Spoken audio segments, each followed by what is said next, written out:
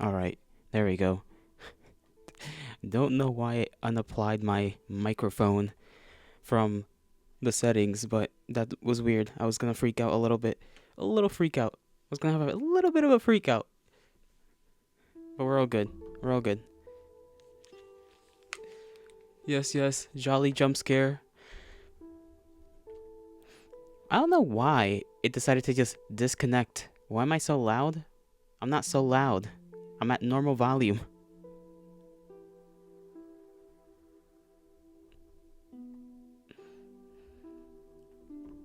Am I loud? I shouldn't be loud.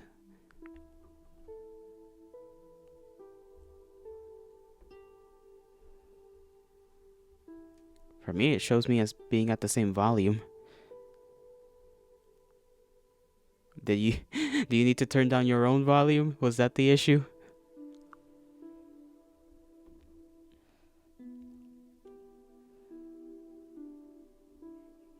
Oh. You got me in your left ear but not your right. Whoops. Anyways, hail to thee. I hope you're all having a wonderful morning, afternoon, evening, and night, wherever and whenever you are. And I know that you certainly are not having the greatest of times, Subval, because you spilled your ramen, and that was unfair. You're partially deaf in your right, so it's usually quieter. Ah, I see, I see. You're like just shook. You're shook. You're like, oh my god, Jolly is loud. Impossible. Impossible. Which is understandable. Now, if I can just set my things up correctly this time so that they don't fail me like I failed myself. There we go. Yippee! I didn't even get to say hello to Scratch. Scratch Bug. Pal is probably gone by now. Anyways, we are continuing to play Slay the Princess today because I want to. I want to play it. So we're going to play it.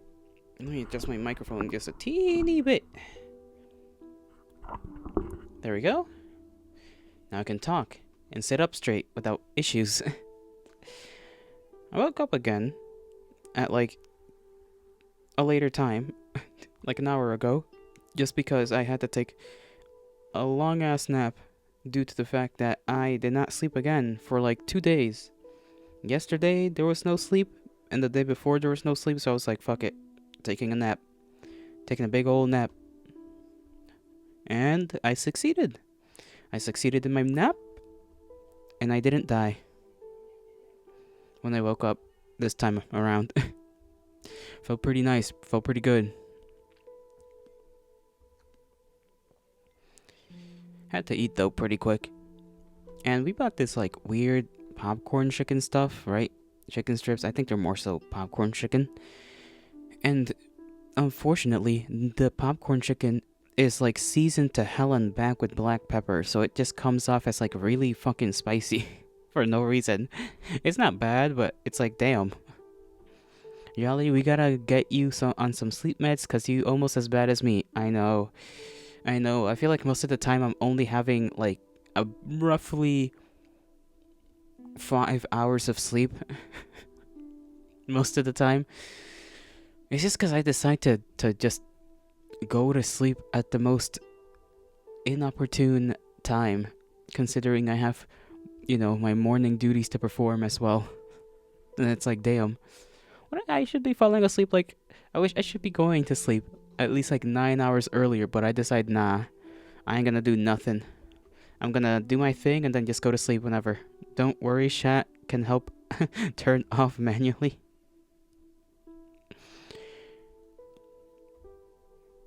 Don't worry, chat can help turn off manually. I don't even know. Do you know what you mean? Because I don't know what you mean.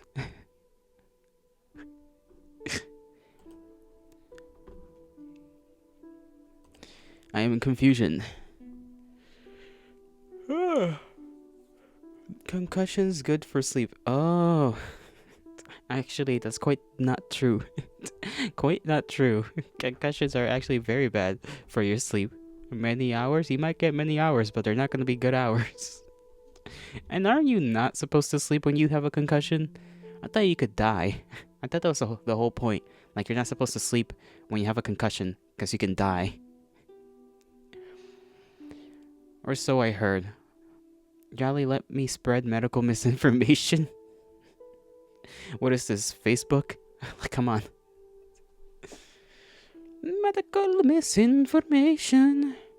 My favorite.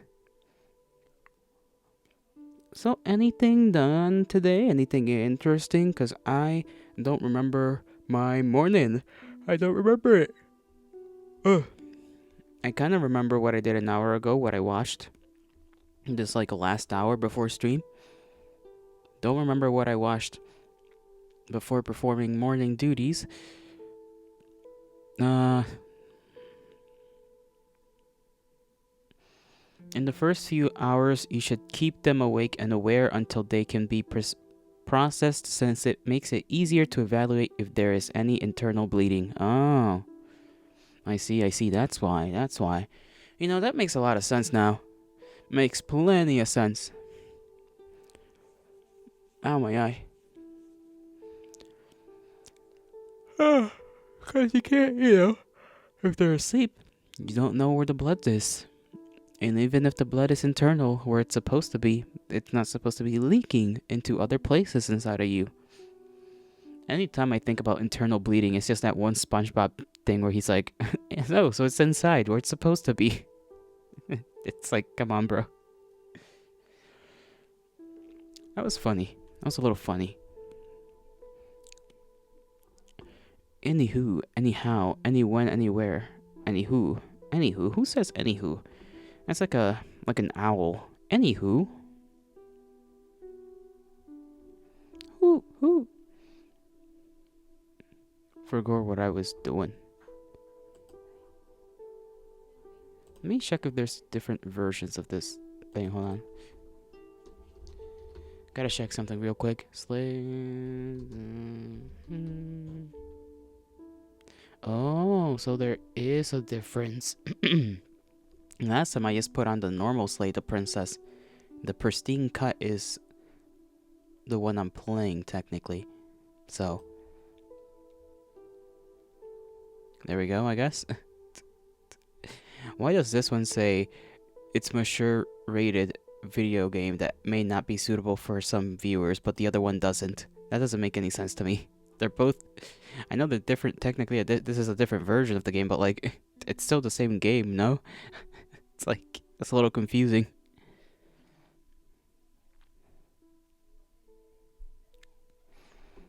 Not only that, but there's a hell of a lot less people watching this one, or I guess following this version of the game than the original one, which is a little odd. It's a little odd. But it is what it is, I suppose. We shall get to it. We shall get to it. Game. Volume. There we go. The volume should be okay here. I know last time I had it a little bit higher, I think. But it was, I think, too high because it kind of went a little louder than my own voice. So I'm going to try and keep it here. If it's still too quiet to hear the voice acting, then just tell me and I'll try to adjust the volume again. Oh yeah, my phone. Where's my phone that I need, obviously, for chat? God damn it. I'll be right back. Let me just go get it. I gotta get up my chair.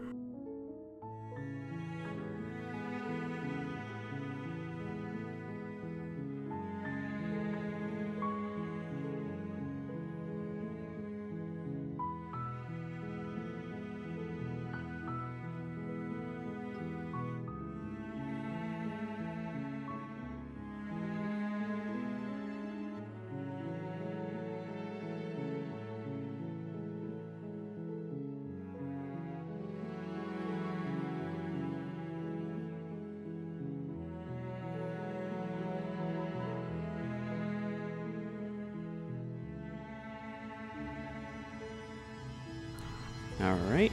I've returned with my phone in hand. Gonna put this thing on my desk so that I can see chat.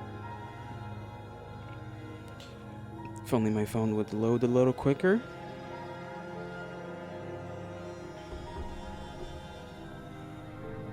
There we go. Good enough where it is. Good enough where it is. Continue. You're on a path in the woods, and at the end of that path is a cabin.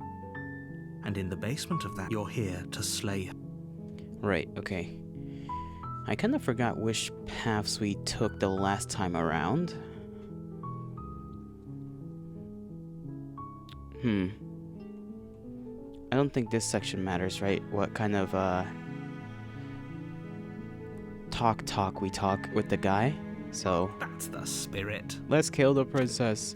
We already did once, just You straight make up. your way up the short So we're not path gonna to the cabin follow that same and path. find the princess within. A warning. Before you, she will lie, she will cheat, and she will do Alright, proceed into the cabin.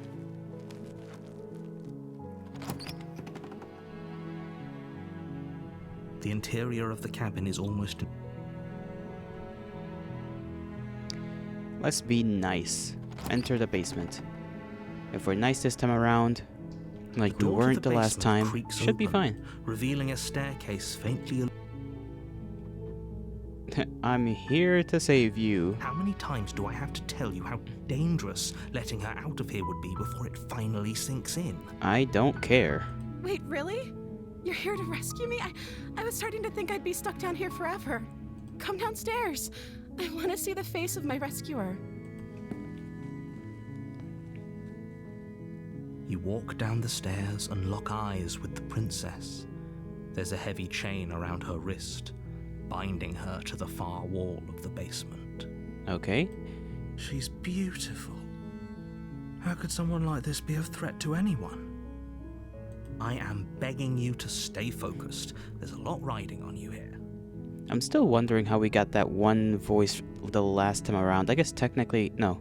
Who was he? I forgot what his name was in the thing, because we only got to know that other voice for a very short amount of time. I think it was literally just the opportunist. Something like that. I have no clue how we get that guy naturally without going down that one path we did the last time around, which, if I remember correctly, just involved the ghost version of her, and then she got inside of us, and then something happened, and we ended up inside of her.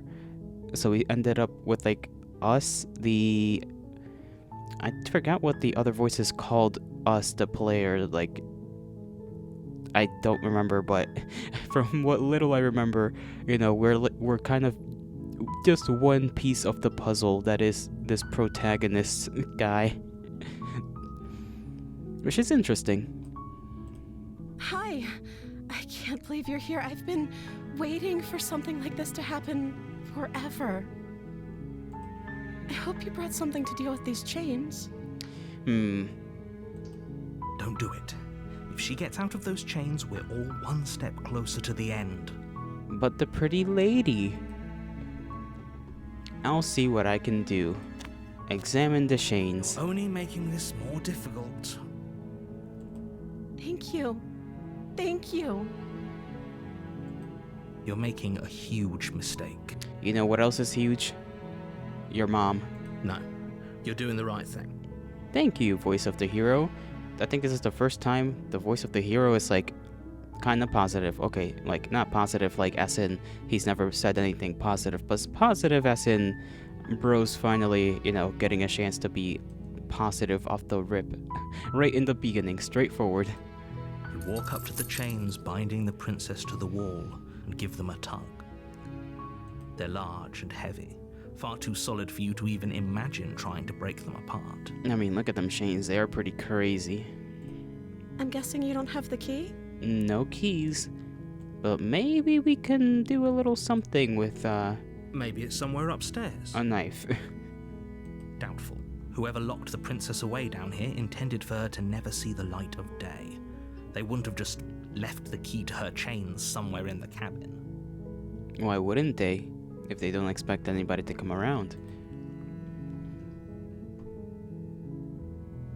I'm going to check upstairs. Maybe there's a key still lying around somewhere up there, and if not, maybe I can at least find something to break you free. Okay, I'll be here. Good luck. You attempt to make your way out of the basement, but the door at the top of the stairs slams shut. You hear the click of a lock sliding into place. Uh-oh. Spaghetti-o. Is someone else here?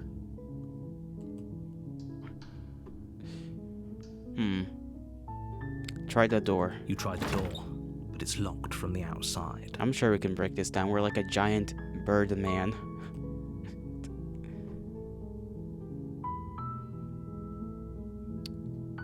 Let me out of here.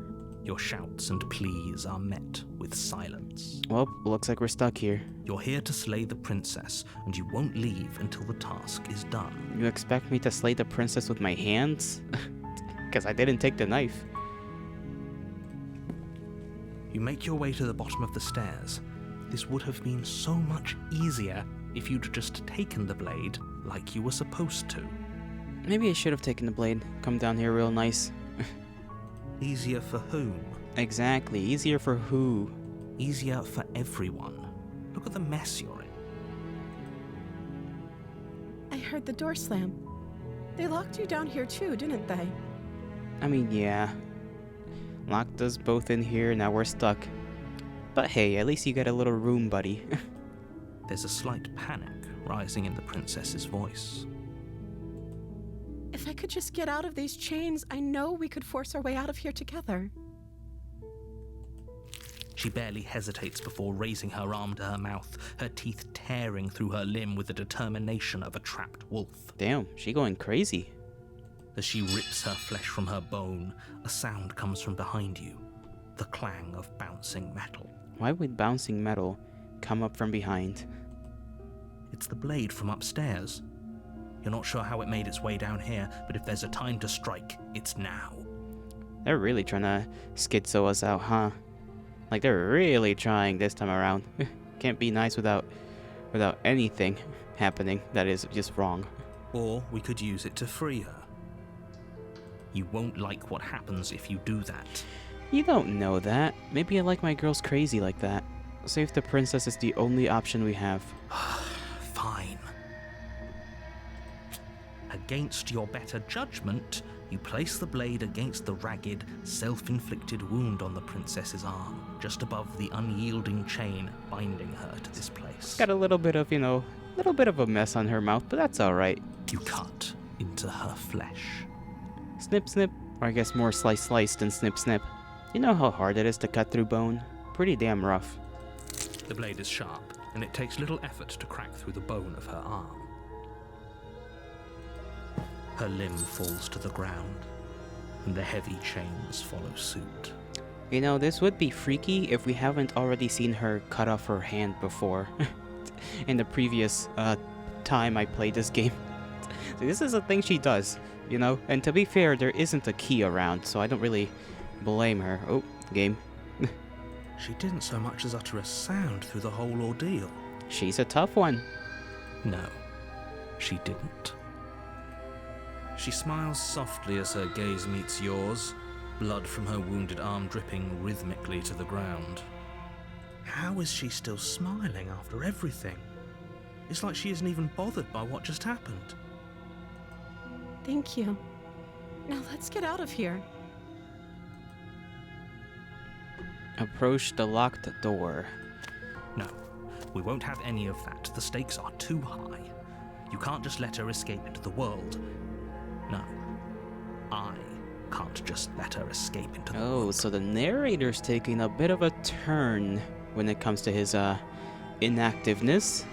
As the princess approaches the bottom stair, your body steps forward and raises the blade. So he's forcing us to stab the princess. That's interesting. Okay, page 7 is our save file. Wait, this isn't fair. You can't just do that. Watch me. He said, watch me? Damn, that's kind of cold. What are you doing?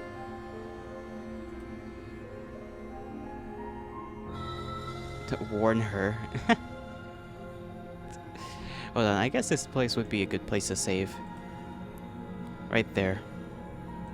I still have zero clue about whether we need to redo certain parts if we decide to like go back to a previous save. That's probably the case.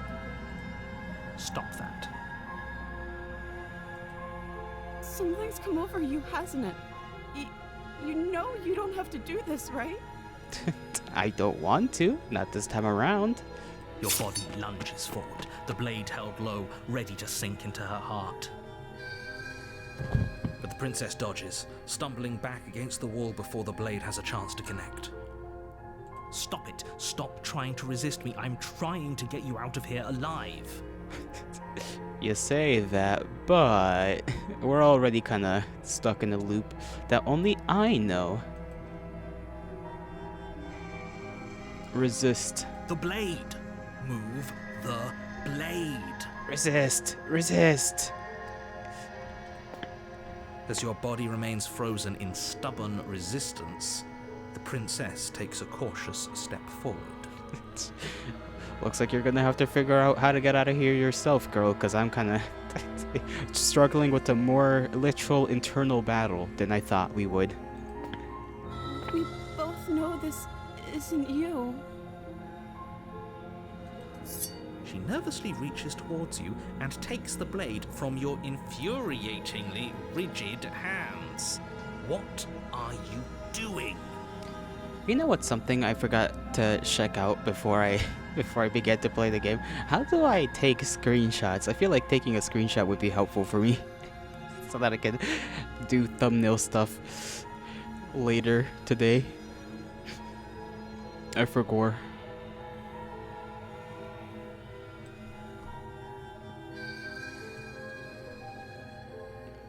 I don't think that's gonna be a thing that's in the options menu.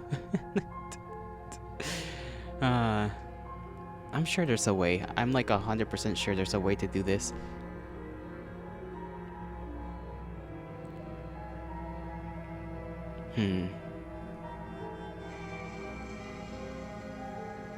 Oh, I forgot I can also kind of just open up the window to be bigger, but I don't need it to be bigger. This is good enough for me. Let me do a quick one of these.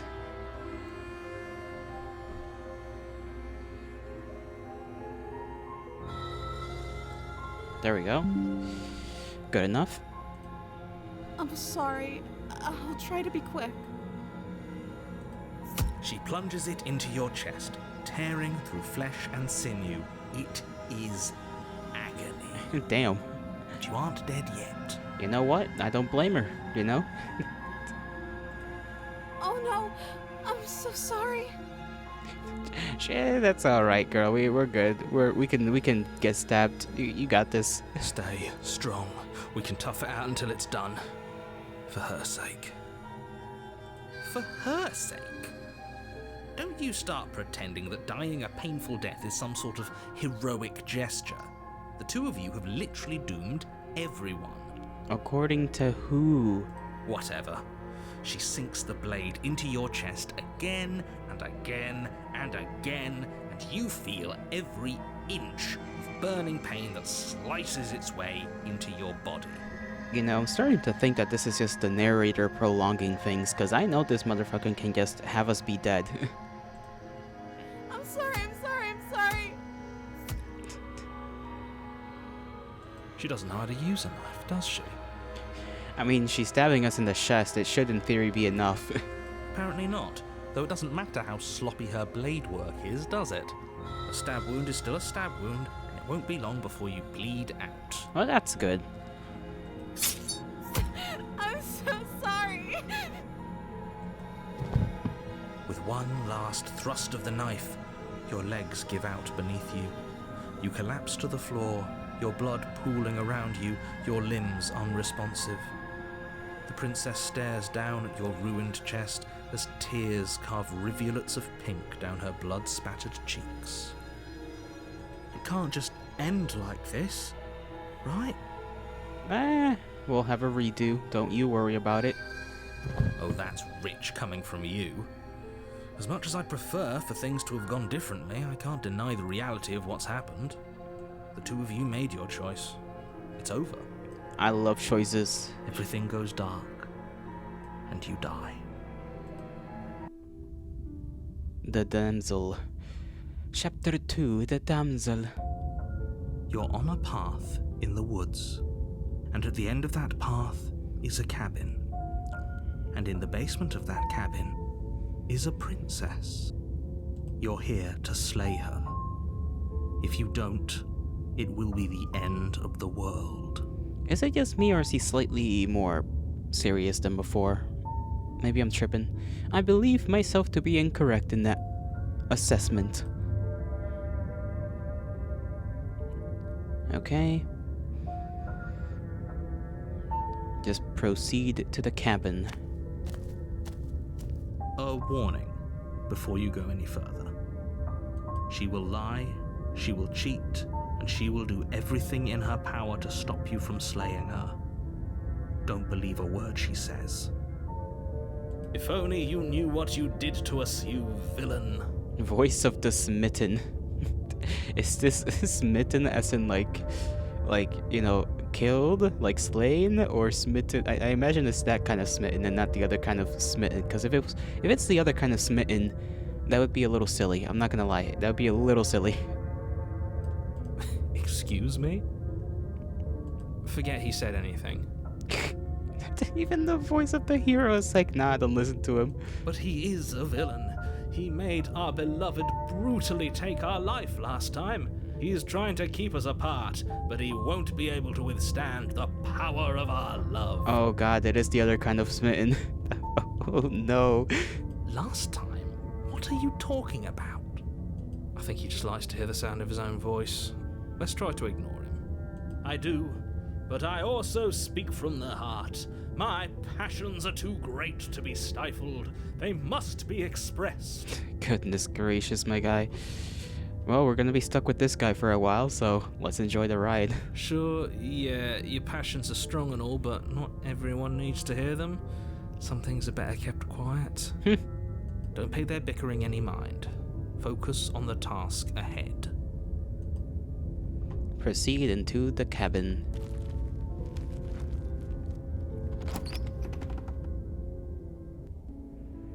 The interior of the cabin is clean and elegant, its stone walls draped in fine threaded tapestries, a prison befitting a royal prisoner. The only furniture of note is an ornate wooden table with a pristine blade perched on its edge. I guess this fits the whole damsel in distress kind of theme, right? Which is why this chapter is called Damsel. The blade is your implement. You'll need it if you want to do this right.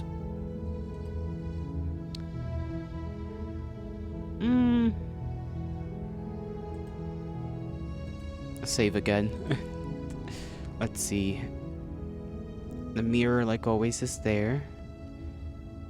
Just approach the basement. Just enter the basement. Mirror is gone. The door to the basement creaks open, revealing an intricate stairwell. Gold-trimmed carpet glimmers in the light of the torches positioned along the walls. The basement almost seems welcoming in the dim firelight. But it's still a stone basement. If the princess lives here, slaying her is probably doing her a favor. A soft voice carries up the stairs. Hello? Is someone there?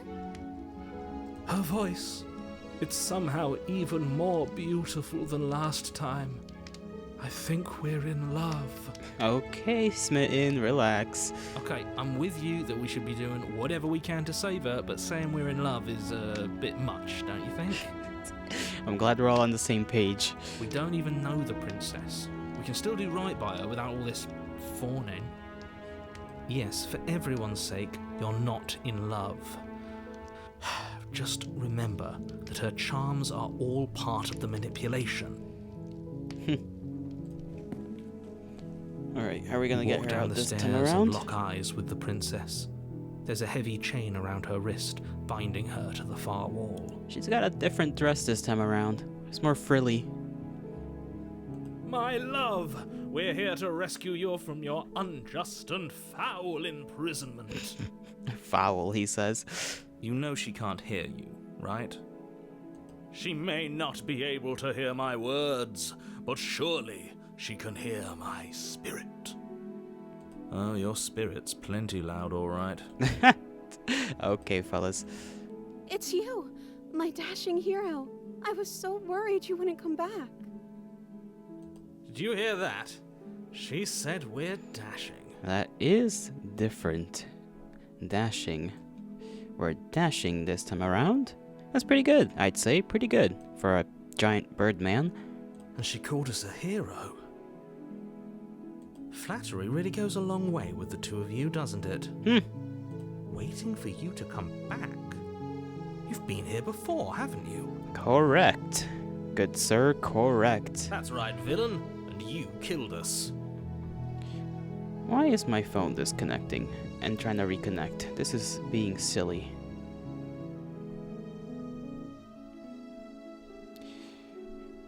Okay, it reconnected. Fine by me. Sorry about that. I'm just looking at my phone every now and again, just watching it just start tweaking out a little.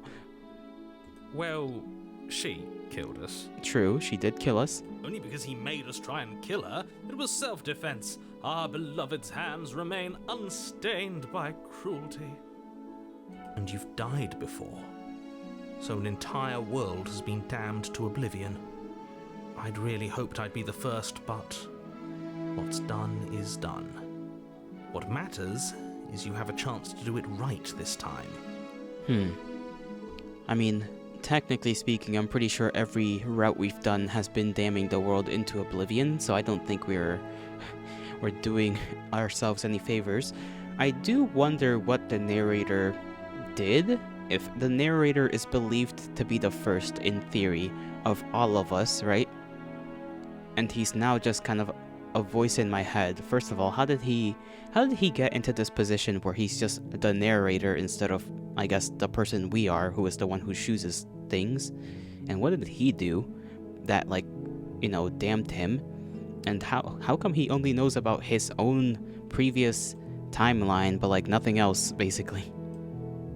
Unless we specifically go, oh, we've been here before. We damned a whole world. But everything reset. Nothing resets. You're just somewhere else. You can't keep hopping between worlds forever. Especially not without leaving a trail of incomprehensible devastation behind you. This is horrible.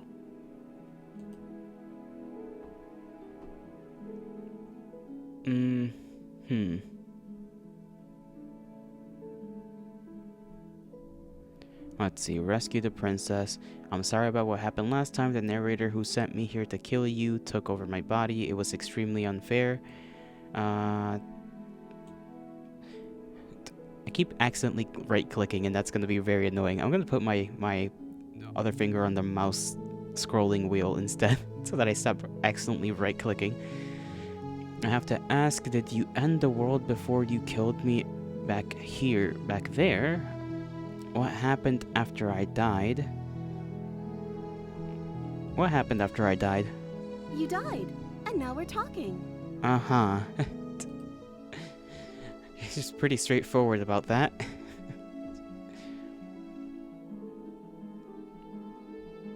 I didn't bring a knife. Do I have to cut you out again? I'm okay with whatever you come up with. You can cut my arm off again. We won't be laying a finger on her perfect wrists, and indeed, we won't even have to. Do you see how dainty her hands are? We'll be able to slip her right out with no harm done. What? No, she's a prisoner here. You can't just slip her hand through the chains. Why are you two arguing over the logistics of slipping her hand out of her shackles? She just said she'd be okay with any idea we came up with. Am I the only one here who thinks that's weird? She didn't care Slightly. last time. Why should she care this time? That's our stoic, smiling angel. It is a little weird that she doesn't care, but, you know, she hasn't cared before in previous, I guess, timelines or worlds or other places, whatever we're calling all of this dimension-hopping chicanery. No, you're right. It's extremely bizarre behavior and further evidence that she's a monster who's not to be trusted. So go ahead and slay her. No, we're not gonna slay her. She's too cute right now.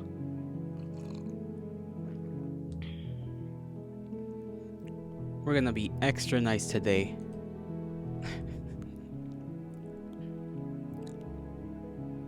We're gonna tell her about the narrator. If another version of me was pushed to such drastic action, it was for good reason.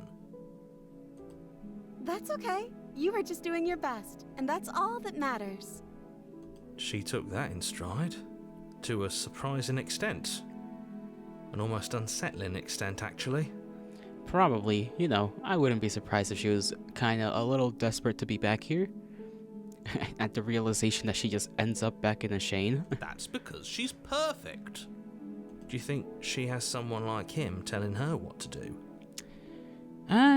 Unless there's another one of us in her, like I was in that one path line, timeline, choice lineage thing, then I don't think so. She doesn't. There's no one else like me. I think he's right, because I like it better if she doesn't have some horrid little voice like him, always trying to drive her to violence. Let's just rescue No. the princess. I can't let you do that. If you take another step towards the princess, I'll... Yeah. What? Take over our body and force us to try and kill her? Again? I would if you had a weapon. Not on my watch, villain. My passions contain titanic depths, and if you try anything that might harm our dearest, I will end our life without a second thought. Damn. You wouldn't. Bro said, I'll freaking kill us both. I would. I'd listen to him if I were you. He has a lot of strong feelings. And doesn't the world end if we don't stop her? Exactly, narrator. Listen up, boy. You're in our fucking... you're in our little corner now.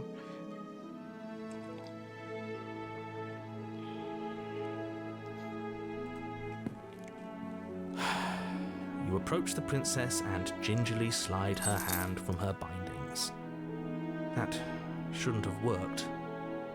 I'll be damned. We're doomed. I'm sure we'll be fine. I can't believe it. But I guess I have to.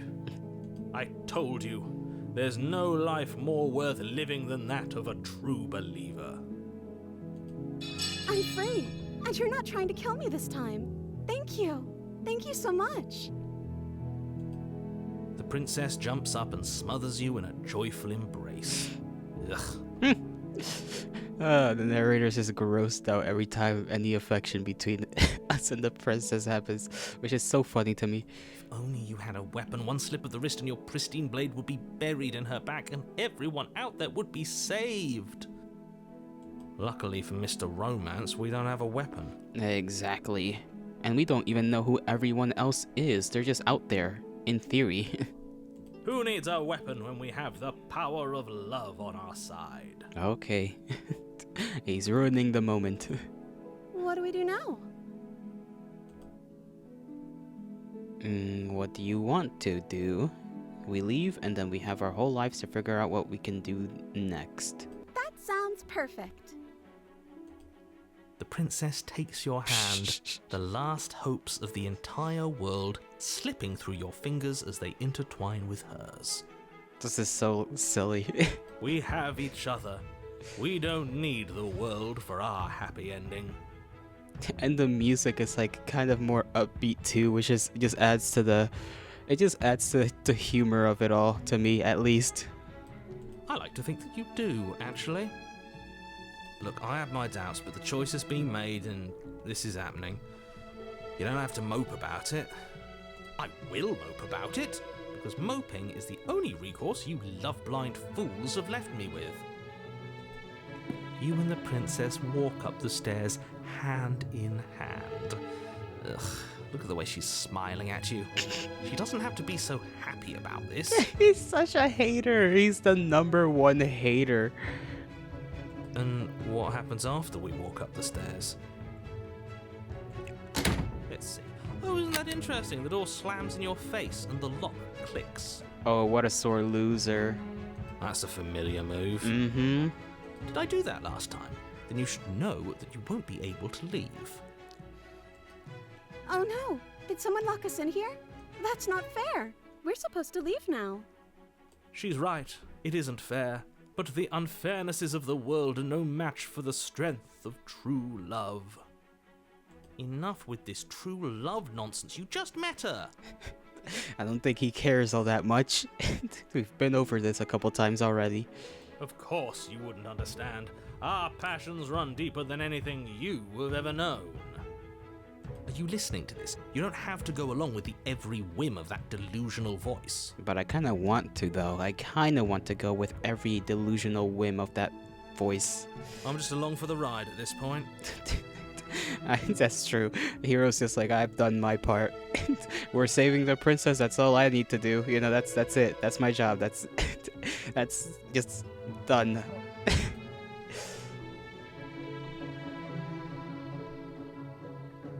I think we can open it if we try together. Okay, yeah, let's do it. Like a pair of teenagers in love, you and the princess place your hands on the door.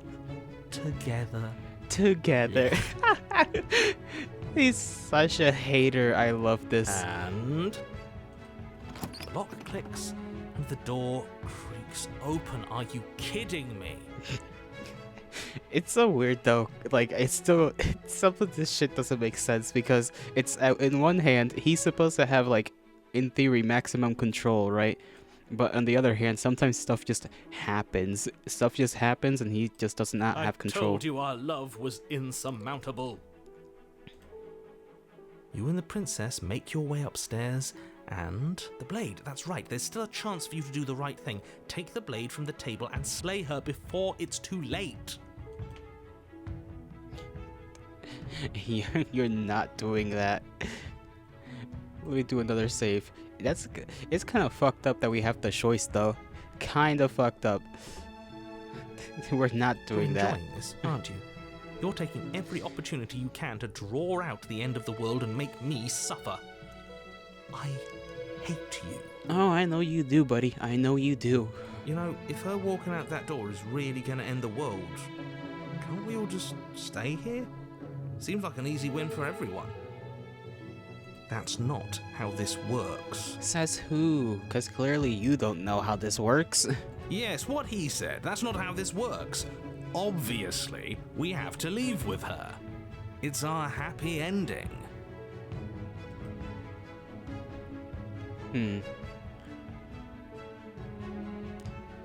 Just ignore them. All we need to be happy is each other. What if we just stayed here and built a life together? Stop it with these interruptions. Do I just ignore the voices? I feel like every one of these things is like a possible path I can take in this like weird damsel in distress route. Ignore them. That's the way out.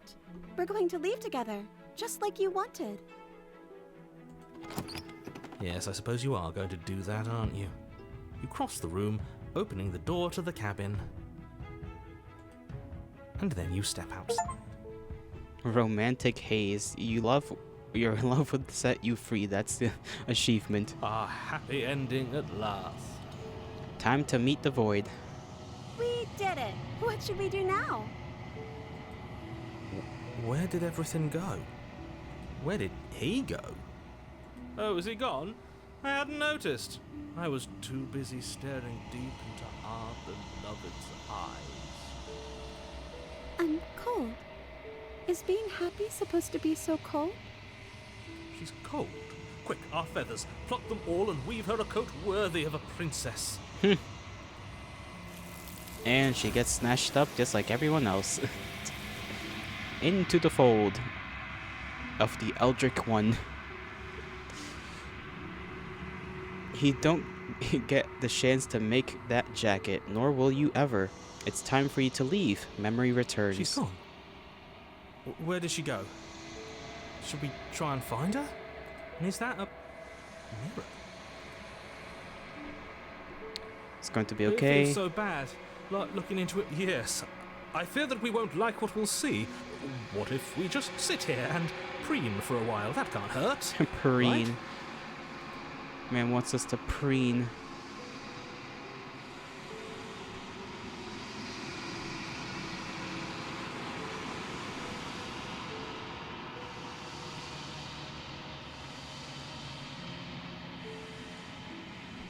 And I'll see you on the other side. Okay. If you say so. She'll be there waiting for us. I just know it. Well, you're not wrong, technically. She is there on the other side. And you approach the mirror. Gaze into our reflection.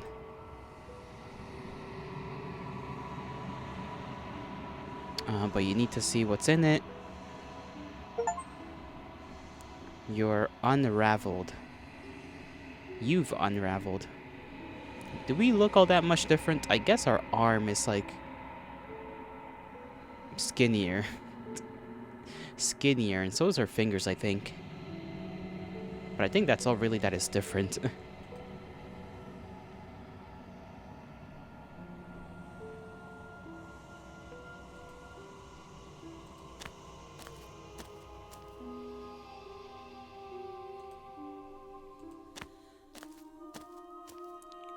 There's a world beyond the endless walls of the long quiet. We're supposed to be there. Do you know what we'll find out there? Is that a rhetorical question? Do you know? Do you want to tell me? There are trees and stars, and there are people, I think. At least there are supposed to be people. I think this is the first time she's asked us a question about the outside world.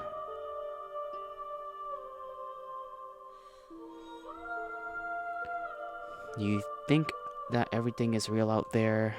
I don't think the answer here really matters.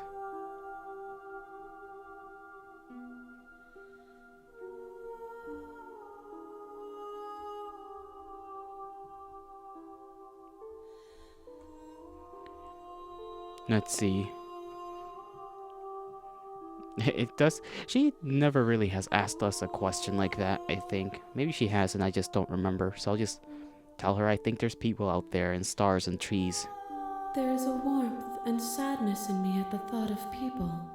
Fresh tears on a winter's day. They are not like us. They do not last. In theory, no, they don't. Because we're just stuck here in our little loop.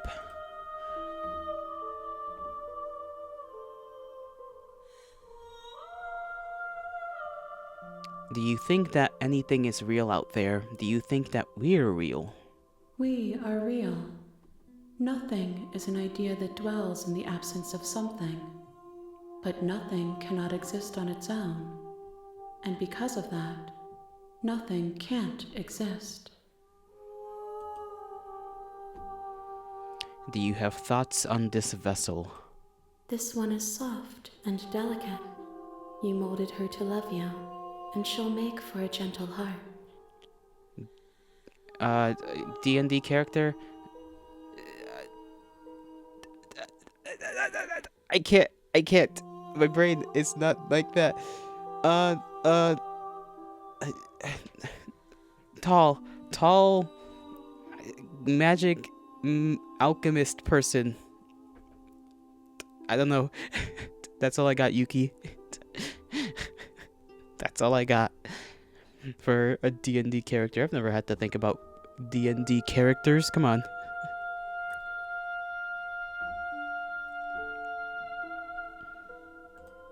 Do not mourn her. She has served her purpose.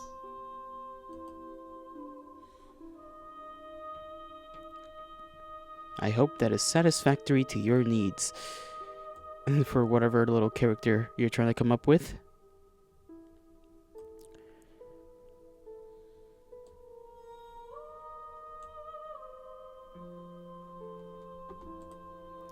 Let's see. When you send me back, I'm not alone. There are voices that speak to me. Some of them are me, but one of them is something else. Did my internet die or yours? I think that's just yours. That's just your internet. Your internet's goofing about. Well, I guess you can't really hear me.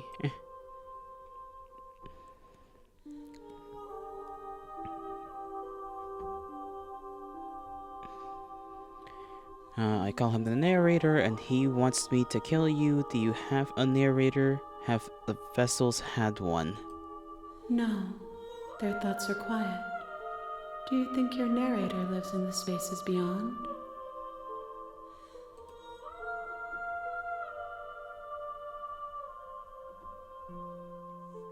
He does. I don't know why, but I know this for a fact. He does. I don't know what I'm going to do when I find him.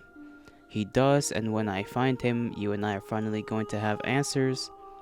He does. Okay, so all of the answers are yes, he does live outside of the space in the space beyond.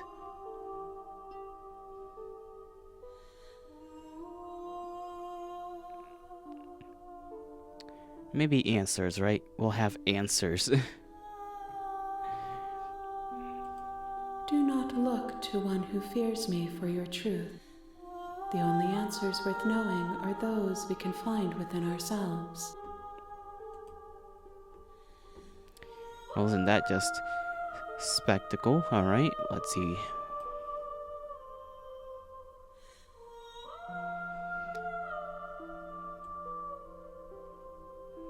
Everything you say feels like a riddle. I guess I'm ready to go back. The next time I see you, each of us will finally know what we are. I will be here, waiting for you. Okay, so one more vessel, the hero and the princess. Bring the damsel to her. You're on a path in the woods, and at the end of that path is a cabin. And in the basement of that cabin is a princess. Okay, Yuki's back. Yuki's fixed their internet. Yuki, how are you doing, pal? What happened to your internet? Why was it all wonky? All wonky and ditzy and not functioning the way it's supposed to. You're here to...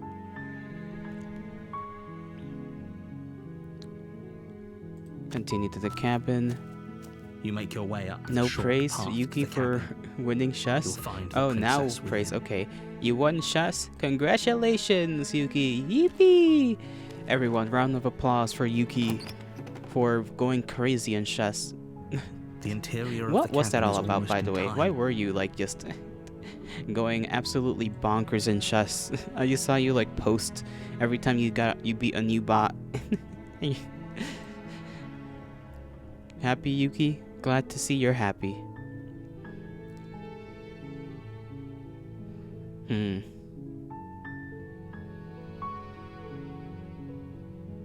Enter the basement. Let's see. The door to the basement creaks open. Hi. Just Don't just be a stranger. It's been so long since I've had any visitors. Please, come downstairs. just is randomly saying hi to her. Oh, it's just chess is the only game you have on your phone? Oh. Well, I guess that makes sense. Guess that means you just get to spend a lot of time. You walk down with the stairs chess. and lock eyes with the princess. There's a heavy chain around her wrist, binding her to the far wall of the basement. No. I still can't beat that one Greek lady that I'm like the little Greek lady robot one. Well, not a robot, but like she's the bot that's like the Greek lady. She's pretty tough for me. I'm still struggling to beat her just outright. I think I've only won one match. Every other match has been either a loss or a draw. Imagine if Yuki sounded like this narrator. I wish I sounded like this narrator. Maybe not the accent, but you know. She's beautiful. I am begging you to Hi. Do you think you can get me out of these chains? Let's see what I can do. You're only making this more difficult. Omega accent shaming. Thank you. Thank you. He sounds British. Ew. Aren't you the one who watches another British man? You can't be saying ew when I know that you watch another British man. We've discussed this before. You're making a huge mistake. No, you're doing the right thing. You walk up to the chains binding the princess to the wall. He doesn't have a British accent. They're large and heavy. Then what kind Far of too solid accent for would you it to be, eh? even imagine trying to. Okay, let's skip through this. Do you have any other ideas? Maybe there's some way to break the chains? Okay, some way to break the chains, maybe. Or if that doesn't work, I guess we can always cut me out of them. Ideas. Yeah, ideas. Why are her eyes so big? Because she's a pretty princess. I don't know, that's just the art style. She offers the suggestion with almost complete nonchalance. If we were stuck down here long enough, I'm sure we'd be nonchalant about cutting our way out if it meant we could finally be free. That's not pretty, that's scary ass. Well, listen, considering that we ourselves, the protagonist, are a giant birdman thing, you know, she's definitely more standard than us. You attempt to make your way out of the basement, but the door at the top of the stairs slams shut. You hear the click of a lock sliding into place. Is someone else here? Return to the bottom. You make your way to the bottom of the stairs. This would have been so much easier if you'd just taken the blade like you were supposed to. How are we gonna make a good end out of this one? Because I'm pretty sure we're gonna have to. This is like the last path. At least I think. I don't know if there's a set amount of versions of princesses you can introduce to the Eldritch one, or if there's like a bunch of them, and then depending on how many positive or negative ones you get, you determine the outcome. I don't know how this works. Easier for everyone. Look at them. I heard the door slam. They locked you down here too, didn't they? Omega Jalo locked in the basement with the princess. There's a slight Worst case panic scenario. rising in the princess's voice. If I could just get out of these chains, I know we could force our way out of here together. Oh, Yuki, you're gonna love this part. I've seen it before, but you're gonna love it, because it happened literally the last time. Look at this. She barely hesitates before raising her arm to her mouth, her teeth tearing through her limb with the determination of a trapped wolf. As she rips her flesh from her bone, a sound comes from behind you.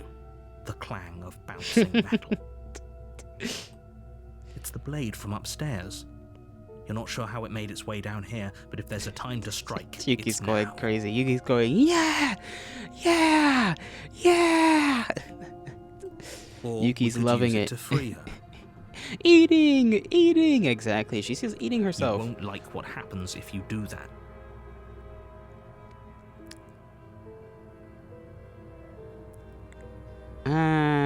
Do we slay this time? Or do we... I guess we can just shank her real quick. I mean, we can shank her later. Now that makes her cutesy. Should have seen the previous version of her. The last one. I kind of want to save her now and then... like, stab her later. Fine. Against your better judgment, We've been through place the this, blade against so I'm no- gonna skip we through won't it. have-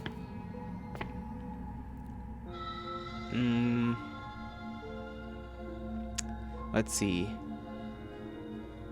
Slay. Okay, there's no going back now. I'm with you to the end. You bring the blade down to strike at the princess's heart. The princess. But she's fast. She ducks to the floor, your blade narrowly grazing her backside. Ooh, she's dodging, she's Slaying weaving. her won't be easy now that she's free. She's weaving, she's weaving. We could have gotten out of here together. Were you just lying to me this whole time? Oh, look at her. She's getting angry. I don't know what's come over you, but if I have to kill you, then I'll kill you. Do you think I need both of my arms to do that? She pounces on you with the same animal ferocity she used to tear through her arm. I know she goes a little crazy. Look at her teeth. She's got little teeth. She's got little chompers on her. And she's growing claws. What the hell is going on? But you have a weapon. You raise the blade, digging it under her ribs, aiming directly for the heart. It's not enough to stop her. You feel her claws in your throat, then her teeth, somehow sharp enough to pull apart your flesh And that's sinew dumb. with ease. She is crazy because she doesn't want to die. She wants to get out. Oh yeah, but the narrator is... You'll find out soon. The narrator just despises the princess. He's number one hater. Number one hater of the century. The last ending we got was literally making her into like a pretty princess and like getting like that classic damsel in distress like ending type of deal, and the narrator hated it because it was all lovey-dovey. But she's so cutesy. I know. I'm just saying, the narrator, number one hater. You collapse to the floor, your body unresponsive as your blood pools on the ground beneath you. She stares down at your ravaged form, eyes shining in the darkness, dress stained in red as her blood and yours both seep into the fabric. If we're lucky, the wound you managed to inflict will be enough to at least delay her escape from this place.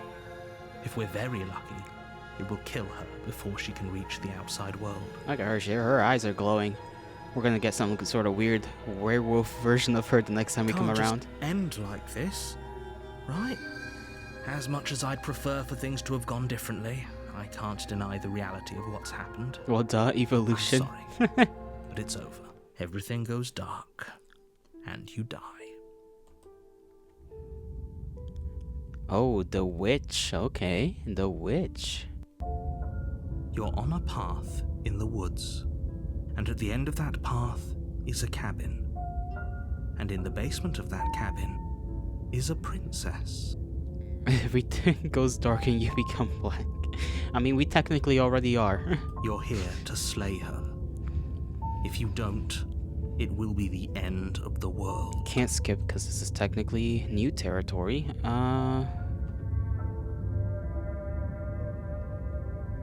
Should we keep quiet?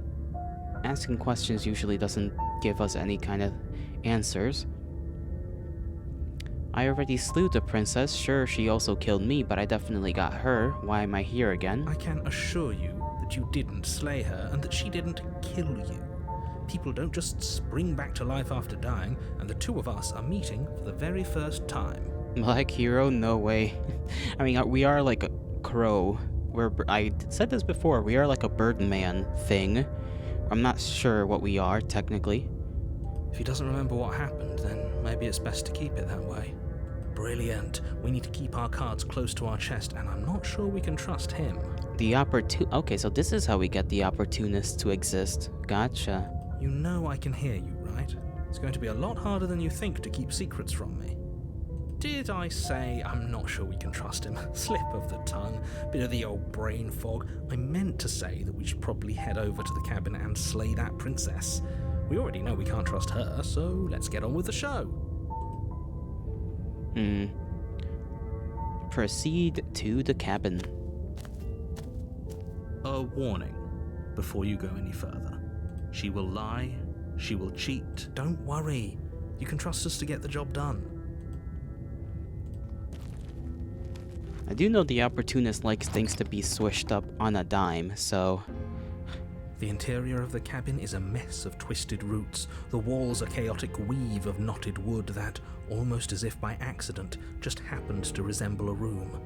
The floor is damp and earthy, and the only furniture of note is a slab of mud in the shape of a shelf, with a pristine blade perched on its edge. A slab of mud. I don't think that's a slab of mud. I think you mean a rock.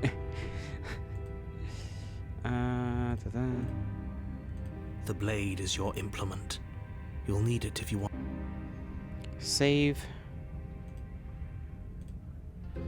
She will cheat. Well, duh, she's been locked up for God knows how long without relationships.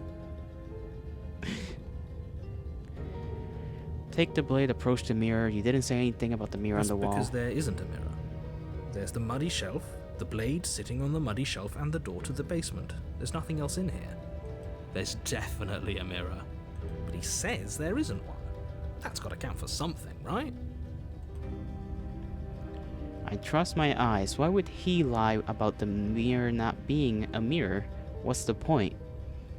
I want to look at myself. I want to see how handsome I am. Okay, that's never been a line I could say before, so let's go with that. Oh, I'm sure we look great. If only there was some sort of reflective surface we could examine. Absolute shame there isn't anything like that around here. You do see it, right? I don't know how to read you. I see all sorts of things. I see all sorts of things, he says. But do you see the mirror? It's a simple yes or no question. Help me out here, will you? I'm not lying to you. Use your eyes. There is no mirror. Why would I lie about something so meaningless? What good would a mirror even do? Let you waste time preening yourself instead of doing what needs to be done. But I want to be handsome. Explore the Walk mirror. up to the wall next to the basement door. It's a wall. There isn't much to see here. This really isn't funny. You reach forward and rub your hand against the cabin wall. I Aw. hope you know how ridiculous you look right now. Well, at least we can all agree now that there's nothing to see here. Case closed. Good work, everyone. Cool. Now we'll save again. Override that save. And just go down to the basement without a knife. So that the witch is like, oh my god, look at you. You're an idiot. And I'm gonna be like, yes, but I'm your idiot. Or some No shit. I blade. don't know. Hope you know what you're getting us into. We'll be fine. It'll always be here if we need it. Sure, that was also true last time and we still died, but we definitely know what we're doing this time. We do. We know everything. I know everything. I keep clicking. The door to the basement creaks open, revealing a staircase dug into the muddy earth below. The ceiling is thick with roots that hang like locks of tangled hair. The weak starlight from the cabin windows behind you can barely penetrate the gloom here, only illuminating the edges of an opening below. It shines in the darkness like some kind of massive maw waiting to swallow you up into the earth. The air smells of dirt and copper. It's thick and wet, as if your lungs are being coated in mud with each intake of breath. If the princess lives here, slaying her would probably be doing her a favor. It's thick and wet. I don't think that's, I mean, I guess that's a descriptive thing for the air. Her voice skitters up from below. Something nasty finds itself on my stairs. Come on down. Don't be scared. I probably won't bite. Probably. Oh boy. Let's hope not. I'm not nasty. But you are. You're a wretched little thing. I recognize that voice as easily as I recognized your nervous little footsteps coming up the path. I know who you are, and I remember what you've done. Oh, she remembers. She must have you confused with someone else. No, she does not. She seems friendly enough. Maybe we can talk our way out of this whole situation. You can't. Unless you slay her right away, she's going to break free and end the world. There's no reasoning with what she is. Nah, we'll be fine. You're just being exaggerated. Look, I'm just throwing ideas out there. I like to think out loud. I'm the kind of guy who likes a discussion. Don't we want to hear what everyone has to say before making any big decisions? Do you want to hear what everyone has to say? Or do you just want to hear yourself talk? Good point. Good point. You need to stop lingering. Your task is to slay the princess, not endlessly debate about what to do with the princess. Well, slaying her is debating about what to do with the princess, so... Fine. You're the boss. Thank you. You descend the basement steps. Okay. You can just make out the shape of the princess What in the is gloom. this? I She's accidentally huddled against clicked. the far wall, her eyes bright and glaring from amid the thick roots. She's just a little creature now. She's just a creature. What did he say before that? You descended blah blah blah the steps, entering the dark room below. Okay. And there you are, once again seeming to offer a helping hand while likely hiding the other behind your back. Fine, I'll play along for now. What do you want? You made a comment back in the woods about having been here before. Now she's acting like the two of you already know each other. Yeah, 'cause we, like, kinda shanked her last time, buddy. Oh, no. You've already been here, haven't you? Yes, sir. That's pretty sharp. How'd you figure that one out? Call it deductive reasoning. Call it denying the truth when he's told the truth right then and there. Well, you seem to be great at it. So, you really don't remember us, do you? No, I don't. But you and the princess clearly have a shared reality, even if I'm not a part of it. I won't waste time fighting you on something that's clearly true. I'm just glad we could put all this behind us. The opportunist is kind of just the kind of guy that wants everybody to be chill for some reason. Is it all behind us? Not chill, but he wants to be perceived as okay with being with everybody, I guess. Because he's like, oh, you know, you're the boss, you're this, you're that. Just focus on the task at hand. I don't care if you've been here before, and I don't care if you think you'll go somewhere else after this. My world is on the line right now, so I'd appreciate it if you would take this seriously and slay her. Nah, we're gonna be nice this time again. Let's chat her up a bit first. Maybe we can find a middle ground where everyone's happy. Don't talk to her. You're just going to make things more difficult than they have to be. Well, I seem to remember you having a tongue. We just be like, I made a mistake. We all make mistakes, right? I'm sure you've made mistakes.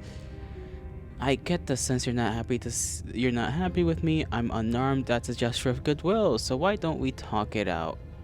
I died last time. You didn't. If anyone here shouldn't be trusted, it's you. Look, I know things got messy last time, but But I think there's something bigger than both of us at the work. We should team up. Can't you get out of those on your own? Those chains didn't stop you last time. Let's see. Why do I have a nagging feeling you're going to stab me in the back if I help you out of there? I'm gonna try and offer we team up, you know? Actually, why can't you just get out on your own? Oh, of course. They're nothing to me. Kiss her? I do wanna. The princess grins as the chains fall from her wrist.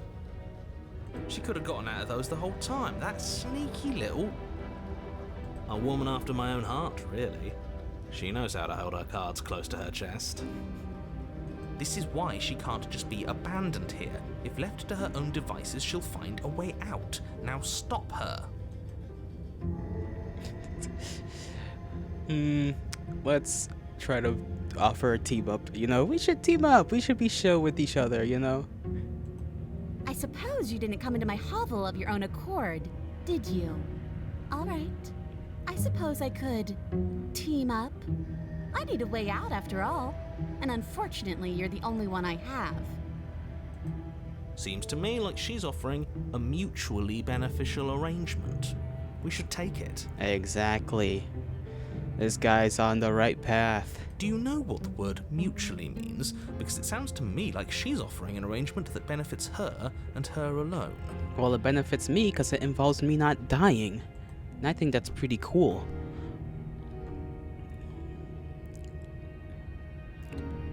Let's see what other options we have. Leave with the princess. Why do I have the nagging feeling you're gonna stab me? Maybe we shouldn't bring up stabbing each other.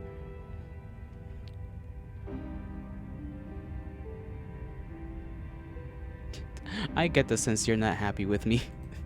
Is that a joke? Do you think a joke will charm my trust back? You'll have to try harder than that. Try a knock-knock joke. The ladies love that. I'm sorry about last time. Smart. Let's apologize. Get us back on the right foot. Oh, you're sorry. Isn't that nice? You're such a gracious little monster. Listen, you're a little monster too. Look at you. if you're sorry, then let me out of here. Prove it. I mean, you're already unchained yourself, so there's nothing stopping you. Let's leave. Yes, let's. She's gonna pick up that knife that I left upstairs, isn't she? She creeps forward, taking one cautious step at a time until you and she are face to face. She never breaks eye contact, even as the two of you find yourselves face to face. She's silent for a long moment, as if testing to see what you'll do now that she's within arm's reach. she's I know she's supposed to be looking angry, but like it just makes her come off as cute to me. I don't know why. After you, darling. You're the one it lets come and go. It's best if I follow. Oh no, we can't have that. If anyone is going to turn their back on anyone else, she's going to turn her back on us. I don't think she's gonna want to. It shouldn't matter who leads and who follows. We're working together here. Well, if it doesn't matter, then she can go first. We may be in this together, but that doesn't mean we have to trust her. Good point. I do feel she's gonna pick up that knife. Somebody has to go first, and it might as well be us. We're the ones who broke her trust last time. You're talking a lot about trusting someone who, by her very definition, cannot be trusted. I don't know how many more warnings I have to dole out, but if you help her out of here, you're going to regret it. Probably. Let's just save here, because this seems like an interesting little branching off point. Step onto the stairs. We got this. We'll be fine. Trust. That's right. You're the one who's going first. Don't worry, I'll be right behind you watching every single thing you do. Oh, she's sassy. She's a little sassy gal. That's exactly what I'm worried about. You step onto the stairs and begin your ascent from the basement. The princess follows close on your heels, perhaps even a little closer than you'd like. That's fine. You're only saying that because you want us to feel nervous. Exactly. You're the narrator. Stop trying to make us feel nervous. I do want those things, but I want them for a good reason. I don't need you to trust me for my sake, because I already know that I'm right. This is for you. I already know that I'm right. Shut up. Can we walk backwards up the stairs? I think that's the smarter idea. She can't sneak in and attack if we're facing her. No. The stairs are a bunch of overgrown roots. You'll trip and hurt yourself. But the princess is silent as you both continue the climb, and in no time at all, the upstairs of the cabin is within reach. Okay, we're doing just fine. Isn't that a relief? We're fine. Nothing happened. So far. You're not even going to wait until you're through that door to proudly claim your victory, are you? Why did you just say that? I think we know why.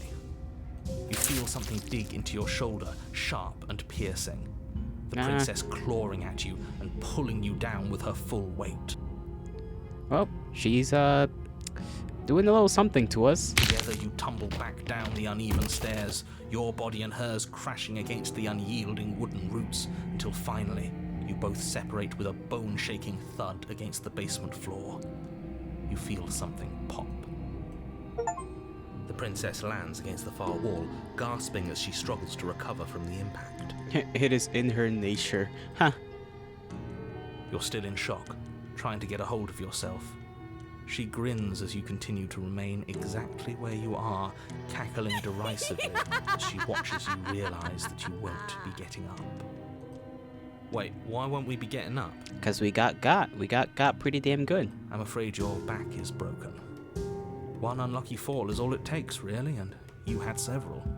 I mean, she's got a broken arm, I think. So I say, well, we didn't really get our lick back, so to speak, but close enough. You know what? I'll say it. That sucks. I don't like having a broken back. I don't think anyone likes having a broken back. Opportunist, I don't think anyone does. We were going to help her. Why? Why did she do that? The frog and the scorpion, I guess? It's what I would have done. Have you considered not being like that? Have you considered not being like that? It's just a good line. Of course not. It's what keeps us alive. And yet here we are, paralysed and stuck with someone who hates us in the basement of a remote cabin. You must have known this was coming. The arrogance of turning your back to me after everything you've done.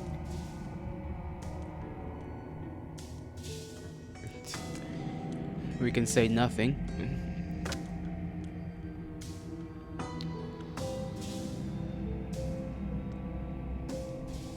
Yeah, let's just say nothing. By our very natures, only one of us could make it upstairs unscathed. Someone had to make the first move. Better me than you. See, this is why I wanted her to go first. I had this whole little scheme planned, where once she'd passed by the table upstairs, I'd have said, now pick up the blade and stab her in the back. You know, I thought that's what she was gonna do to us, to be fair. And then you'd say something like, wow, that's an amazing idea that I never saw coming. Thanks for looking out for us. And then you would have done it and we wouldn't be stuck down here with a broken back. There's just one problem with that. And what's that? She was clearly planning to betray us. And if she was in front of us, she would have gotten to the blade first. Exactly. It's either way, we're kinda cooked. Ugh, you're right, aren't you? I thought this whole thing was ironclad, but really it was doomed from the start, wasn't it? The princess's body twitches as she tries to get up. You're fucked up too. Damn. Ho ho ho! So she's got it as bad as us. She do. She's out here about as broke as us, in theory. Something inside me is broken. Isn't that a cruel twist of the knife? Isn't that so funny? I don't know if I describe this as funny, but if you think so, you know, whatever floats your boat, lady, whatever floats your boat. She eyes you with intensity, silence falling between you for a long moment as her gaze travels up and down your battered form. Seems I'm not the only one, though. Nope. Wait, are we both just... Certainly seems that way. We're definitely stuck here. What a way to go. Look on the bright side. In all this chaos, you may have actually managed to deliver a lethal wound. The world could be saved after all. He's like, oh, well, you know, you technically saved the world. And it's like, bro, our back is broken. Her back is broken. This is not how things should go. We're going to die together. Isn't that a lovely treat? I wonder how long it'll take. Maybe I'll get to watch the worms lick your bones clean. I don't think you're gonna be alive that long. I mean, if you manage to live technically without food and water for a good while down here, I wouldn't be surprised. If you could, you know, see me deteriorate and be eaten by worms. That would be kind of gross, though. Is that really what's going to happen? Hello? Are you still there? What happens next? He doesn't respond.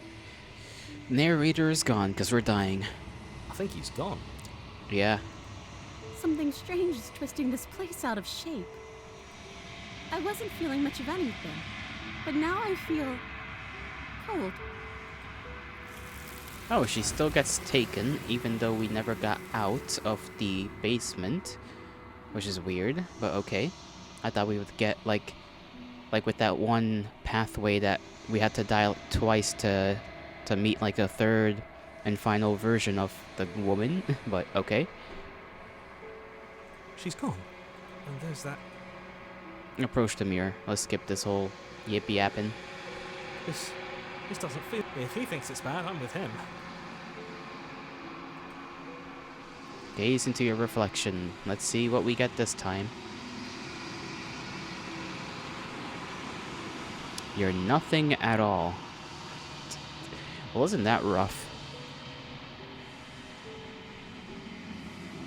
But that isn't right. You can't be nothing. You you refocus your gaze and then you see it, a figure, faint and veiled in shadow, just beyond the reflection. Crow. Are you me? I think you know what I am. Narrator man, okay.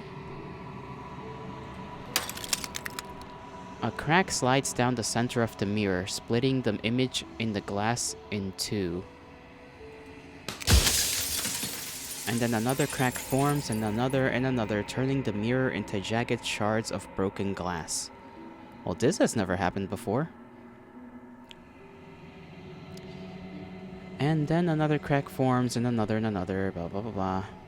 What are you? Are you something like me? If you're not me, what are you? Doesn't it hurt when pieces of you break off like that? It doesn't hurt. I don't feel pain. Not physically.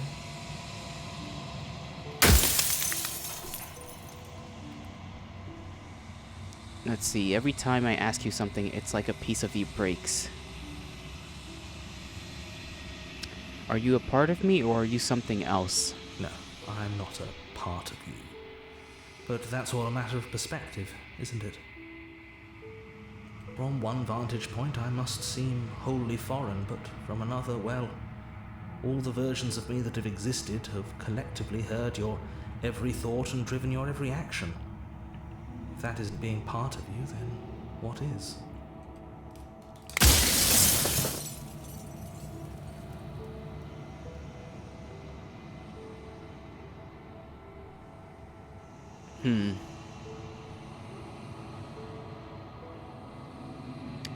I don't want to destroy you. Will it help if I look away or stop asking questions? Versions of you. You've said that before, so I really was meeting different yous. You were, and it was by both necessity and design. This construct you're in exists in many places at once. Anytime you failed, anytime you thought yourself dead, it would restart and shunt both your consciousness and hers into another world. But you'll be awake soon, and then it won't be able to work like that anymore.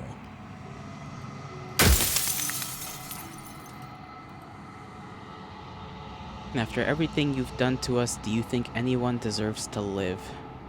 Nobody alive has done anything to you. I'm all gone.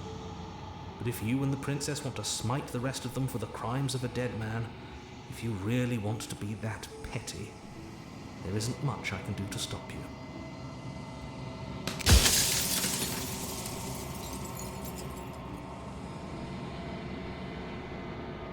We only have so many questions we can ask.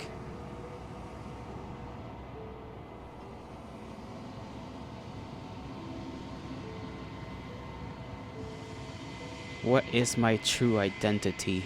You're the Long Quiet, the god I made to rid the world of death. Oh, we're a god? That's definitely not what I thought was going to be the case. So every time we ask a question, obviously mirror shards break off. I don't know if we can ask every question, because it seems like we got more questions than mirror shards. What is the princess? Did you make her too? She is the shifting mound, the ebb and flow, the capacity to change. She is transformation, or most of it. Her nature is why I had to die, for she becomes that which others perceive her to be. But an echo can't perceive things, not in the way that people can. So I tucked a part of myself into the folds of this construct to guide you. This isn't the end just yet. You can still destroy her and save everyone. You were made to do this single task, and you will still have a chance to fulfill your purpose once I'm gone.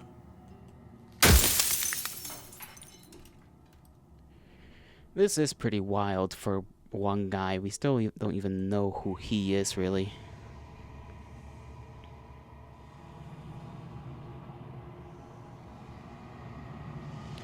Why would you want to rid the world of death? If you need to ask that question, there's nothing I can say to move you. You haven't died. You cannot die. So you cannot grasp the abject horror of dying.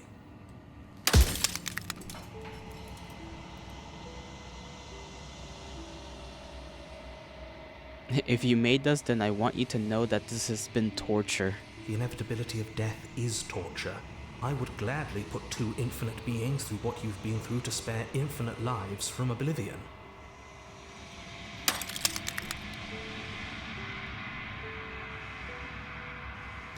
Do you know that things won't just be worse if I destroy... Do you know that things won't just be worse if I destroy her? Of course they will be worse. I saw a glimpse of a better world, and I did what I could to make it real. Anything is better than oblivion. In the end, nobody wants to leave.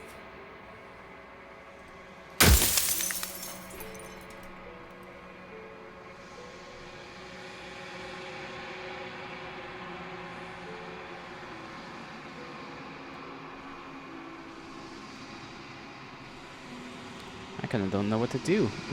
If any of these questions are even useful to ask.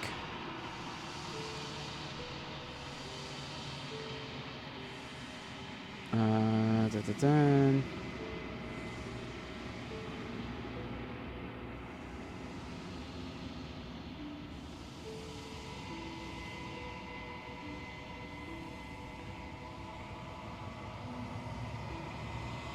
I'm just looking at the questions real quick. Okay, we already know why he wanted us to slay the princess to get rid of death. Somehow. Why couldn't you have told me from the start?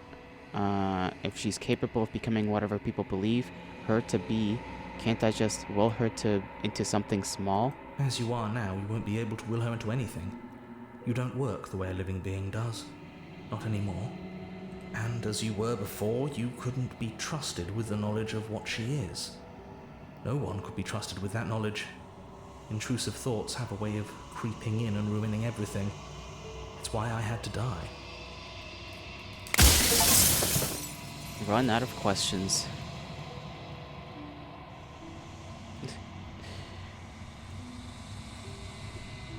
Save there and just say we can either lie and tell him we're gonna destroy her, or we're gonna be truthful and say we're gonna destroy her. I think you're out of time. I'm not going to slay her. I want you to know that before you die for good. I haven't decided on what I'm going to do yet. I still have to see what she thinks about all of this. Yeah, this is a very weird situation. I mean, I guess we can be truthful because what's the... It's not like he can do... In theory, he can't really do much about this whole situation anyways, so... we may as well just tell him, like, yeah, I don't know, bro. This is just weird. Or we can just say nothing and watch the end. Just watch him just perish before us. One of the couple of options there. I mean, I do want to know what she thinks.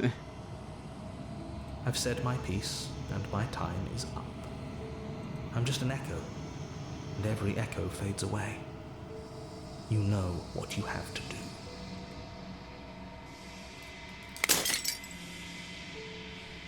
As the final fragment of glass shatters, you see yourself with a newfound clarity. The narrator was right. You are the Long Quiet, a vast and nascent god, and it is finally time for you to wake up. All of this is you.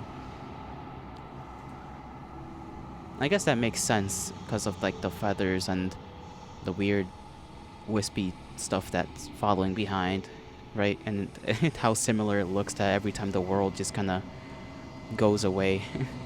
Proceed to the cabin one last time. A righteous heart, bring the wish to her. When you arrive at the heart of things, there is no final vessel for you to bear witness to. There's nothing for you to find.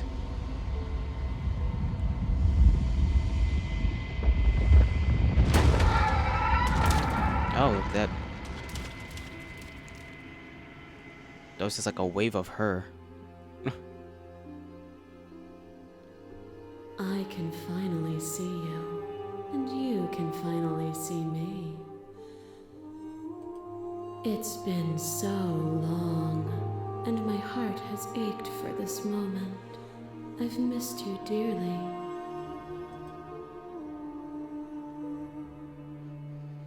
Do you know about the echo?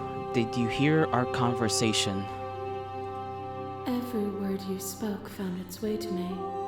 I know him, and I know his construct. He was deluded by his fear of death. Pay him no mind. I'm the Long Quiet, but I don't really know what that means.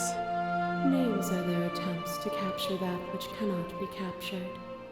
They call me the Shifting Mound, a pale imitation of what I actually am. I mean, you look pretty shifty so far. What happens now? Ever the passive player, always reacting and never acting. But it's woven into your nature, isn't it? I mean, you know, I kinda don't got a choice, to be fair.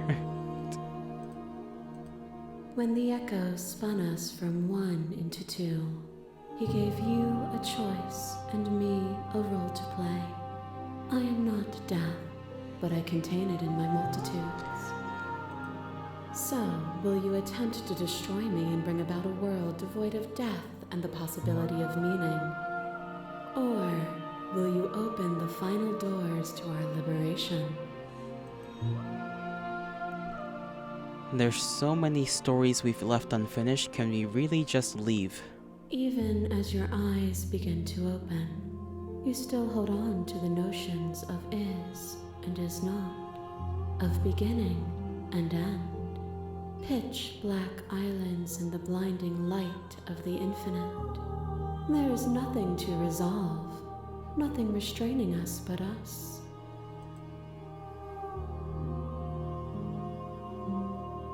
Don't you have a say in all of this? Why is this all falling on me? Of course I have a say in all of this.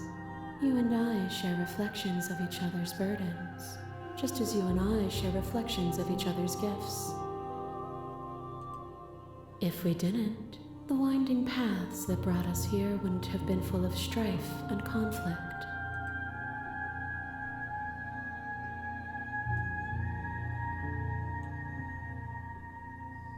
Don't know if it's worth saving. I don't think so, really, but because it's basically the end of the game, at least in theory, one path.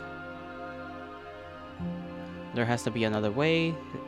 It can just come down to me either destroying you or letting you out.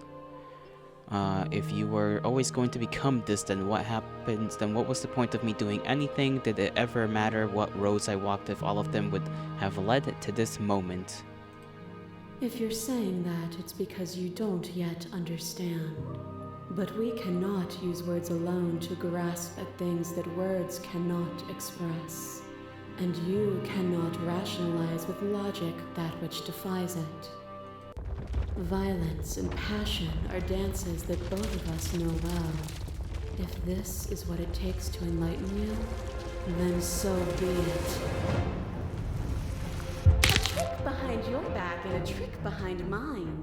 We dance, revolving and revolving around each other, but forever stuck in place. We both move, and yet we both don't. For each of us watches the other instead of ourselves. But forever is not forever. I move and you react, and both of us break the other. But broken is only a moment in time. Now this is pretty interesting. To change is to hold the potential to rise above. Would you limit yourself to what you are now? Or would you like to see what you might become tomorrow?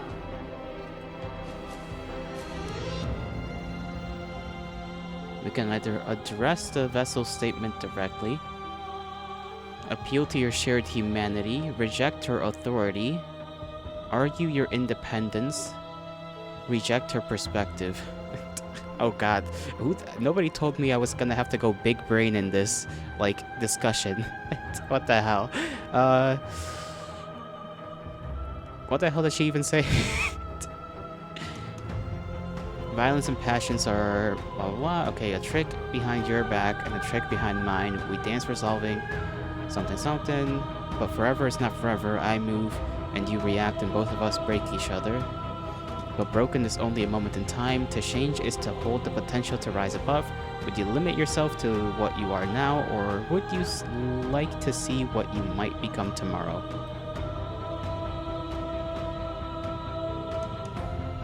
We can either say we won't engage in violence.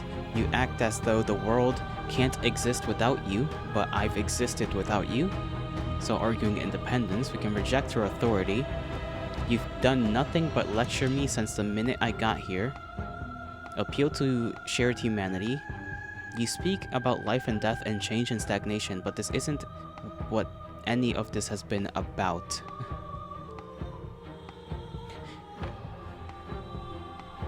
Or address the vessel directly. I don't think there's any point in addressing the vessel, because the vessel is her, and she is the vessel, so... Appeal to humanity? Oh, is it not? Perhaps you can enlighten me.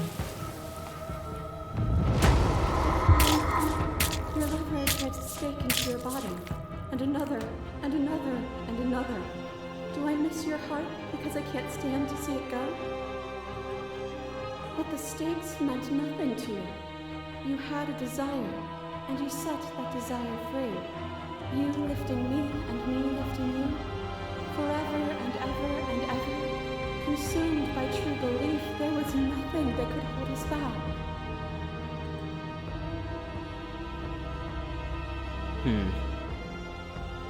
Continue to appeal to humanity. This has always just been about us, two people forced to hurt each other again and again and again, but we don't have to hurt each other anymore.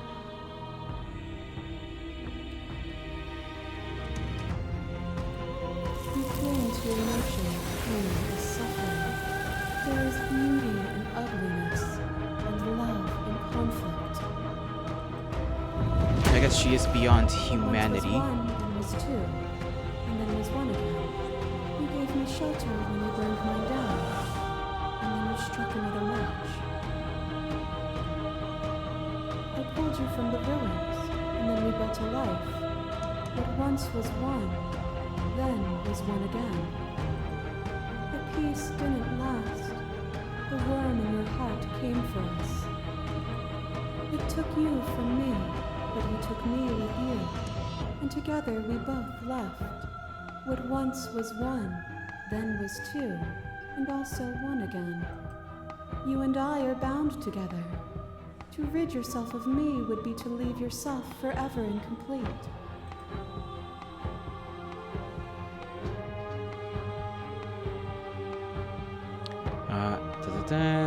Stop fighting in early and surrender or remain silent. We can argue independence, but we've never actually in the game existed without her, except kind of sort. I don't know if we have. I don't know if we can really argue that. Reject her perspective. We can't really reject her perspective when when she can very easily turn that around on us by being like, well, you freaking shanked me, so you clearly don't really, your rejection of this perspective isn't natural, I guess. Or it's just convenient.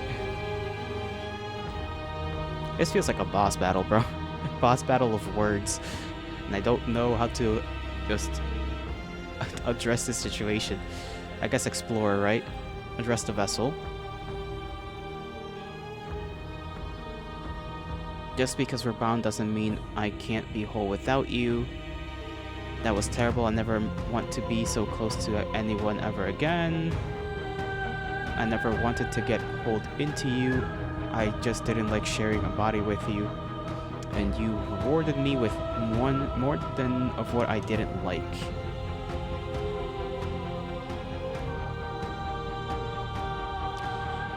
I guess this is all just like choices I can make when it comes to did I like being together. I think it was just because we were bound together doesn't mean I can't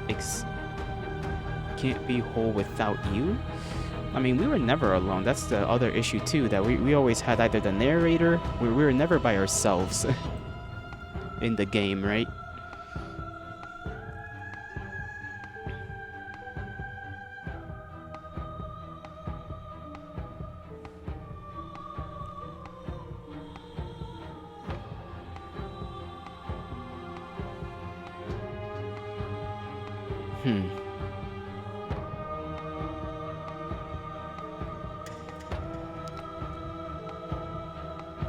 I guess reject her authority, because she is pretty lecturing. We can argue independence. Kinda want to argue independence a little bit. Because, like, we kind of were two separate things. Kind of, sort of, but not really. Were we ever two separate people? Being separate? Because we were always in these situations together. Technically, always getting tossed into the same scenario, which is, I have to go to the cabin, and she's just there chained in the basement of the cabin. Maybe I'm thinking too much on this, I don't know. Maybe I'm overthinking it. There can be love and conflict and beauty and ugliness between us without bringing the whole of reality into the picture.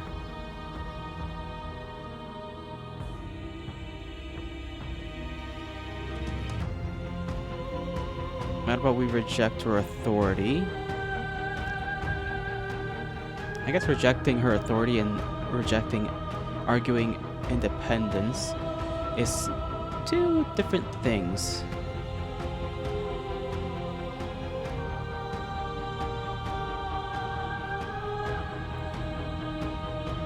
Let's argue our independence real quick. Have you?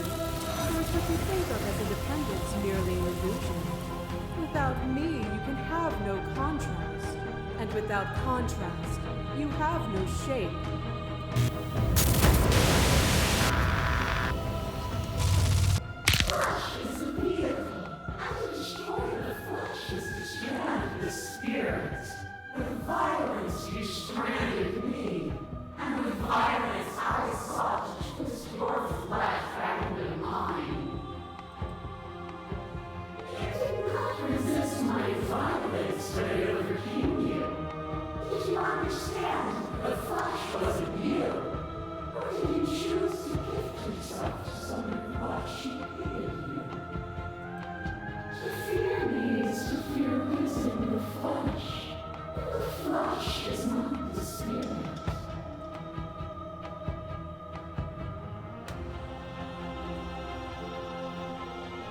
I helped you out of fear. I'm not afraid of you anymore. That's why I resist you now. I fear you now more than ever. I don't know. I am afraid. You have no reason to fear me. There would be no dance if we weren't equals. And are we not dancing now? I got no idea what you think of this woman, but this is not really dancing. This is just fuckery. As the clash between you two abates, the princess relaxes, smiling from a distance. The respite is welcome. Nothing is immutable.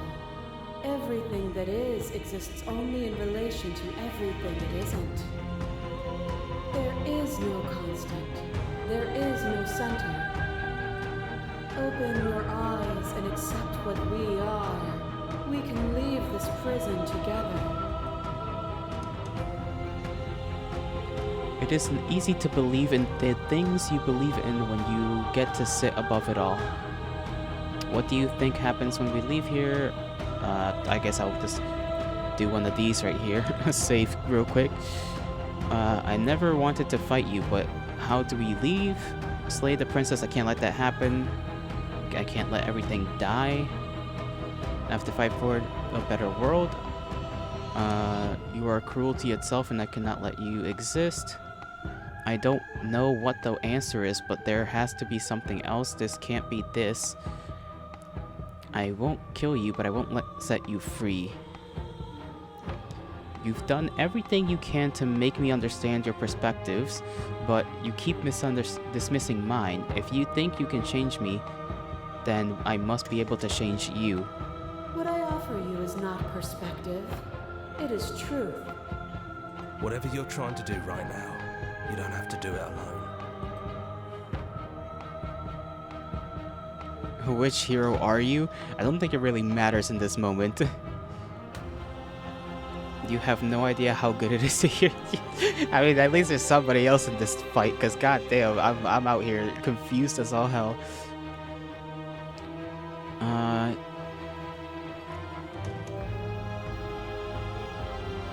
You have no idea how good it is to hear you. It's good to be here.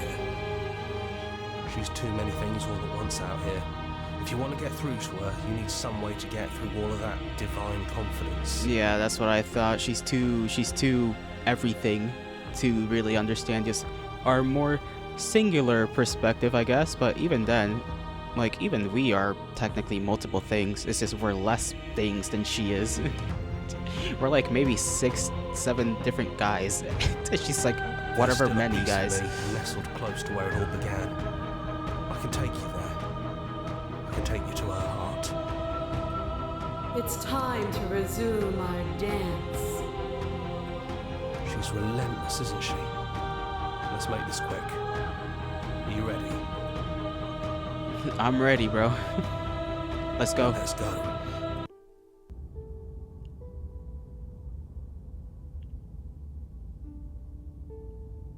Okay. The cabin. Cool, cool. And here we are. I'd big say gap. we were back where it all started, but I guess it's a little after that, isn't it? Just a little bit, I would say.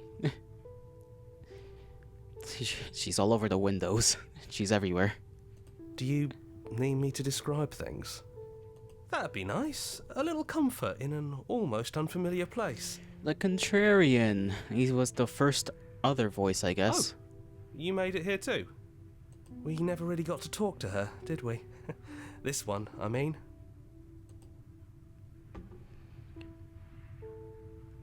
Is it just the three of us? Did anyone else make it to the cabin? Is the narrator really gone? Did anyone else make it? It's just us. I think the rest of them are still out there, jumbled up in the rest of her. And I've been here since you left me here. No hard feelings, I'm just glad you're back to see this through.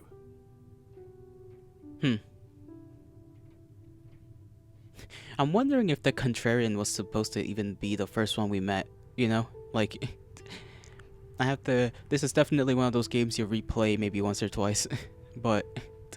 Because I did kind of just decide to be a little silly guy and just be like, no, we're not gonna go towards the cabin like 7 different times, and then we ended up here as the first place, and I don't even know if we're supposed to have ended up here.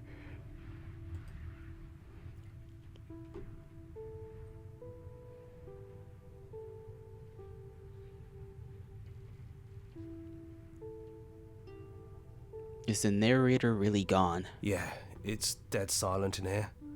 Whatever it was that was left of him, I don't think it could handle you waking up to godhood. Pretty sure he got obliterated. Really goes to show how much you've grown up. Killing somebody across every iteration of reality just by existing.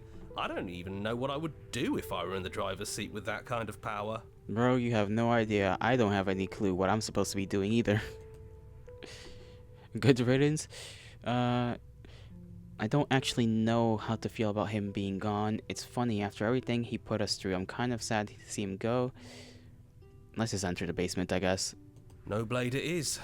I'm not sure what we'll be able to do without it, but your judgment has gotten us this far. If that's what you think is best, then that's what you think is best. I'm just along for the ride at this point. Those winding stairs again. But now there's only one way forward. Do you remember the first time we were here? The first time we heard her voice? Sup? You've returned. You've missed quite a lot. Things are very confusing. I am very confused. I did not realize this game would, Why am I in your basement? You're a princess? Didn't know you were a princess. Don't mess up your stairs. I won't. Yeah, it was a real mess. Stopped being fun pretty quick. It's okay. You can come down. The stairs won't bite. Not this time. The stairs won't bite this time, huh? Sure thing. We don't know what you want from us, but let's talk. All of us. Maybe we can help you find your way. You were temporarily engaged to a prince, so you suppose? Oh, isn't that just different? Temporarily engaged to a prince. How does that work? She doesn't sound messy anymore, though. At least somebody here feels put together. Continue down the stairs. And forward we go. We shouldn't keep her waiting. That was easy compared to last time. Just stairs. No weird fuzzy stuff or nonsense trying to pull us apart. Very true, very real. Last time, first time we came over here to this world was kind of insane. I don't even know if I was supposed to end up here. He wanted to piss off his parents by dallying with the common folk. Dallying with the common folk. That's one way to put it.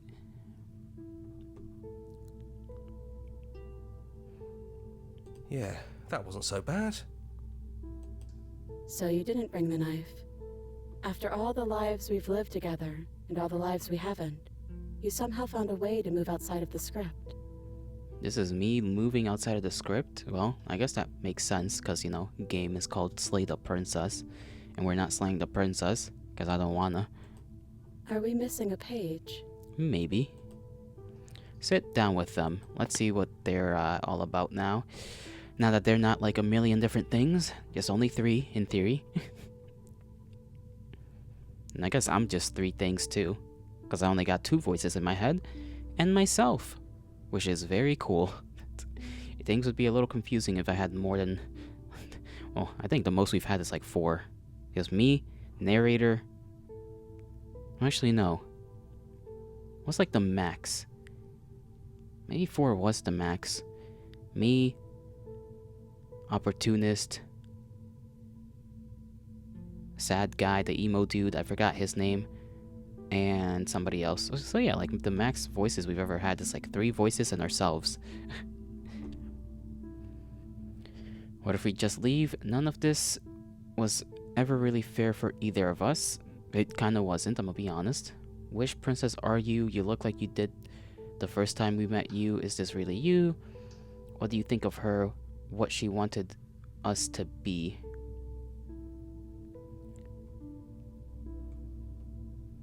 And we can open up with, you know, this isn't fair on either of us, because it kinda isn't. This is weird and fucky and messing with my brain for sure.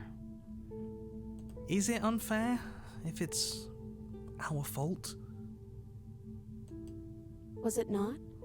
We found you at the end of all things, and you found us. Is that not fair? Would this moment be what it is without the pain that built to it? We know we must sound like her, but it's how we feel. Everything that happened to us seems so important now.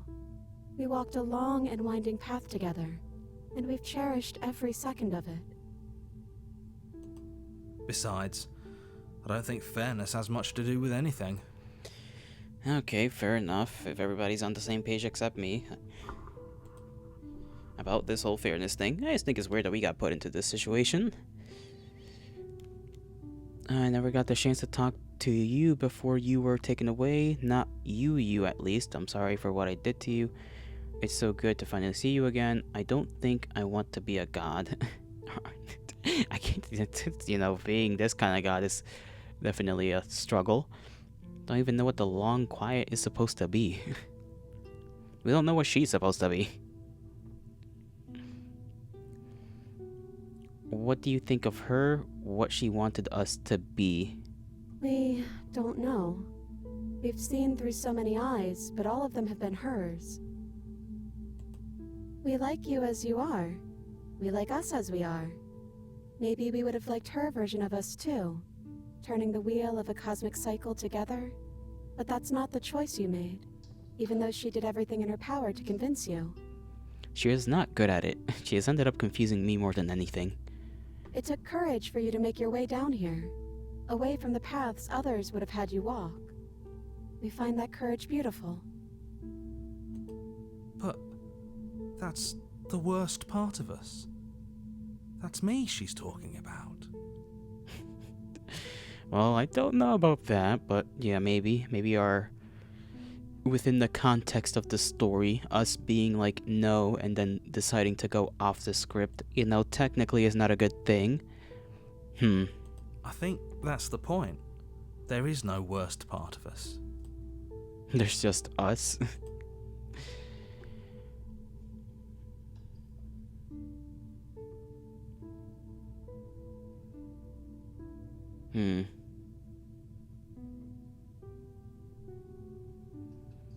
I don't think I want to be a god. Hard agree. Seems overrated. Too much pressure. But that's what you've always been, even now. You can't put aside such an important part of who you are, and neither can we. So, you might as well embrace it. Embrace being a god, why not?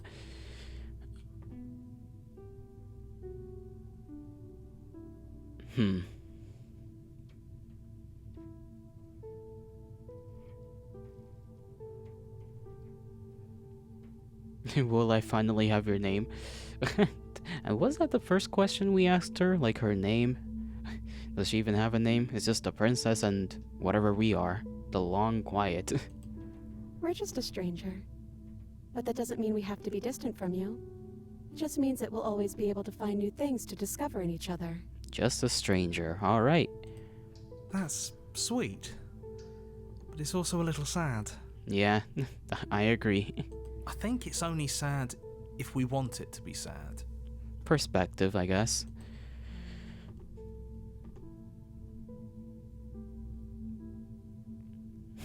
I kind of feel like I'm slightly too dumb for this game. This game, it's pretty good. It's pretty fun, but did I really, pay attention to it, so to speak?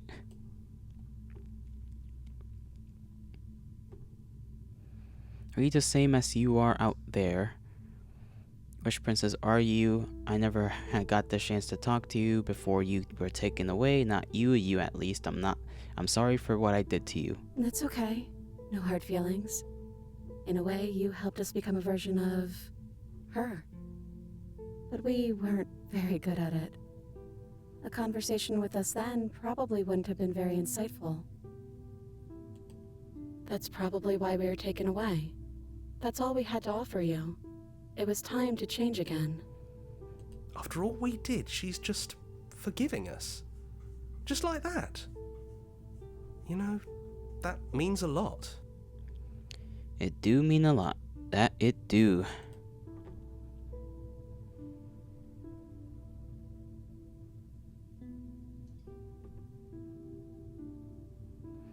What if we just leave?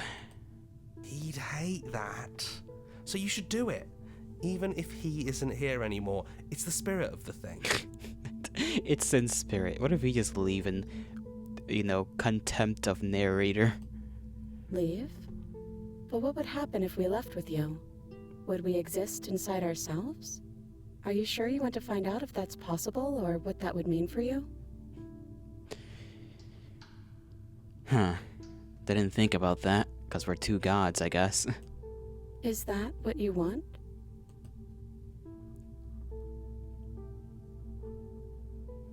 Doesn't matter what it means. What matters is that we're together. That's all I want. Not knowing is exactly what I want, why I want it. We knew everything out there, but we don't know this. Or, I've always wanted to leave with you, but I didn't like being a god. I want to walk through the cabin door as we are, just you and me. Or take their hand in yours. We'll take their hand. Let's, see what this does.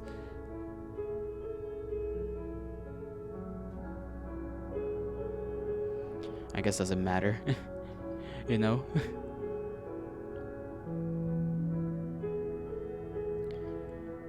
need for words, maybe?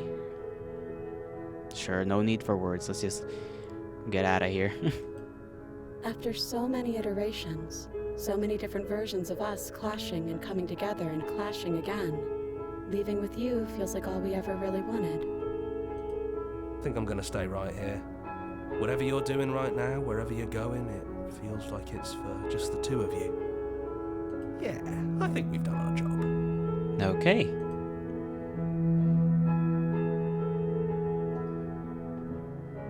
Thanks for everything, I guess. Don't mention it. Thanks for making all the hard choices along the way. Leave with the princess.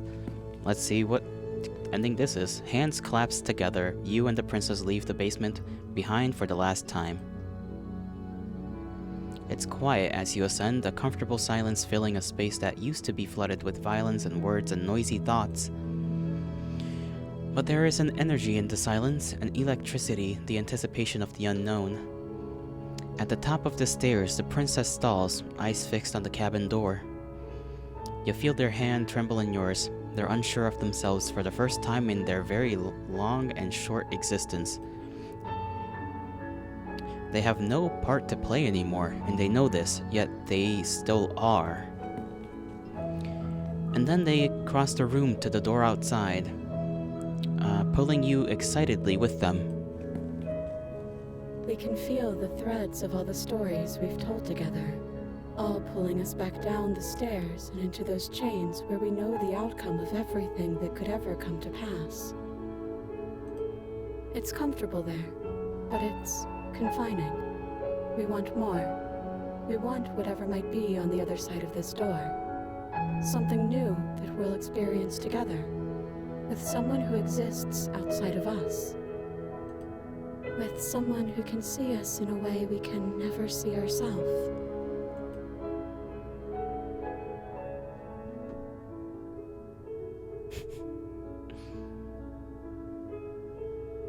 Are you ready? I guess. It's hard to tell with so many voices talking at once, but we're more ready than we're not.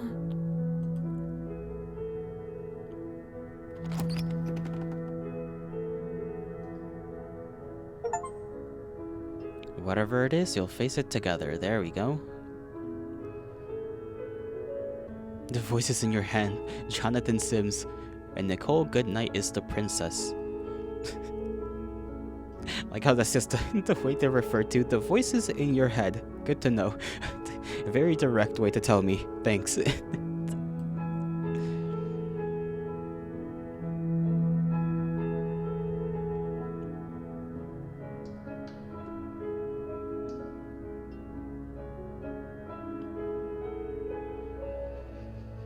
I'm kind of wondering, because this is the pristine cut, right? So I'm wondering if there are any important differences between just the normal Slay the Princess and this version of Slay the Princess.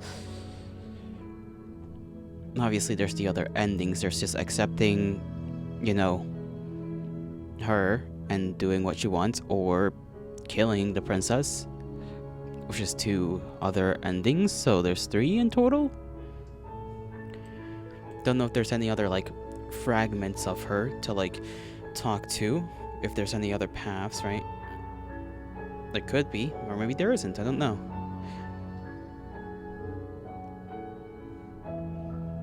So I think in total we only discovered what, like 6 maybe? I think? Maybe a little more than that.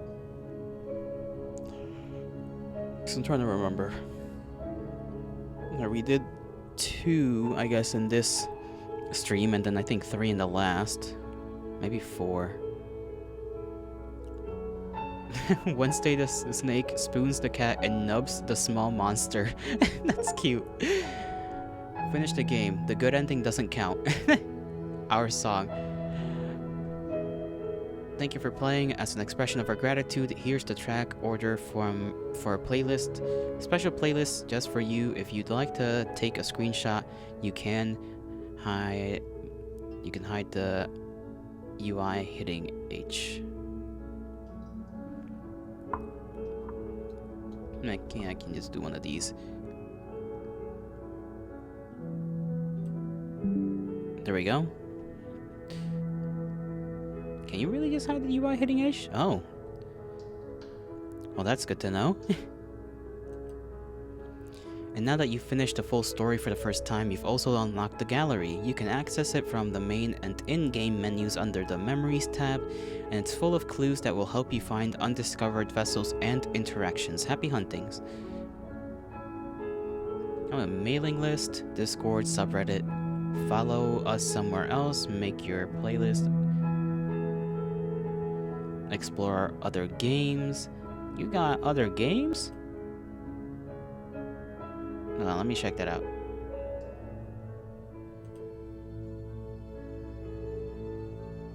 Ah, I see. I definitely need to replay this game a few times before playing any other of Black Tabby games. Because, man, might need to try and pay a little bit more attention next time. I was just, I was having fun, that's all. I don't think that's a bad thing inherently. Return to menu. Well, that was pretty good. That was pretty damn good. Let me check out what other games they have. Because they're showing us one here. There's the original Soul. No. That just says Slay the Princess Supporters Pack. Okay, so.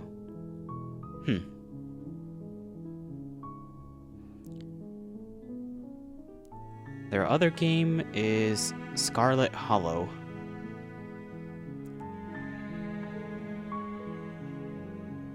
That'll be interesting.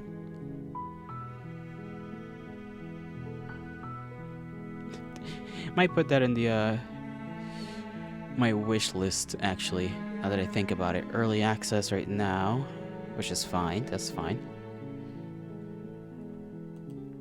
I'll put it in my wish list. Let me just make sure that doesn't play on its own. Add to your wish list. There we go, on wish list.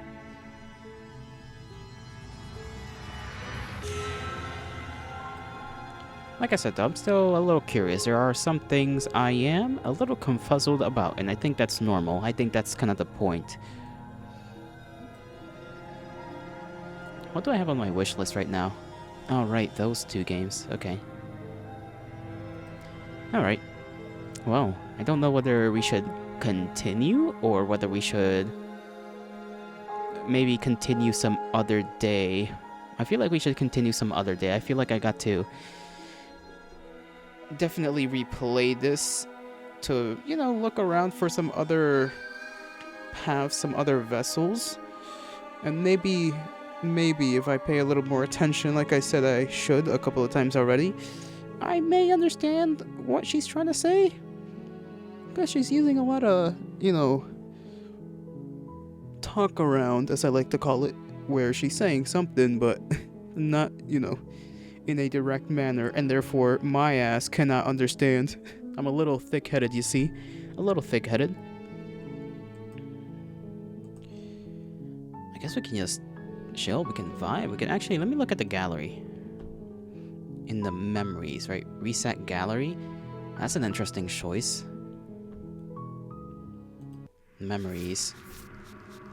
1, 2, 3, 4, 5, 6, 7. To excise another is to excise oneself. Beginnings and endings. The end of everything, the spaces between, the hero and the princess.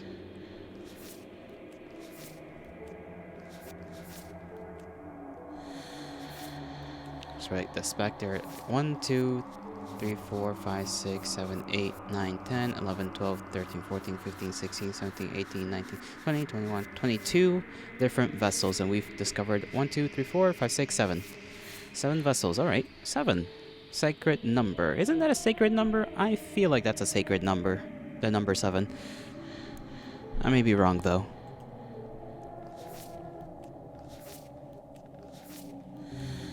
The remains of violence free from hesitation is the specter.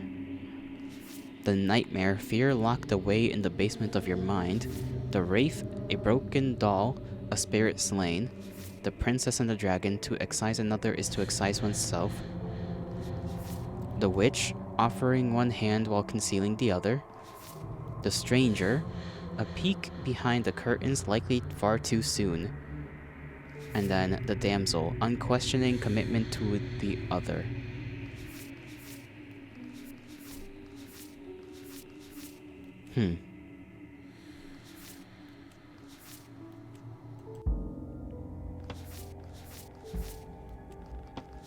Oh, I see. This is literally like...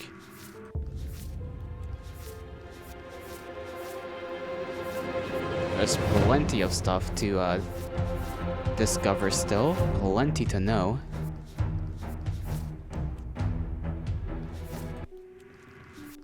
The spaces between. We still have yet to discover a couple of ourselves, I think, right? No, the woods. Damn both of you to incomplete existence. Okay, so we've discovered almost everything in the spaces between. We are skinnier in the other thing. I was right. In the unraveled version of ourselves, we're hella skinny in comparison to, I guess, our normal self. That's cool.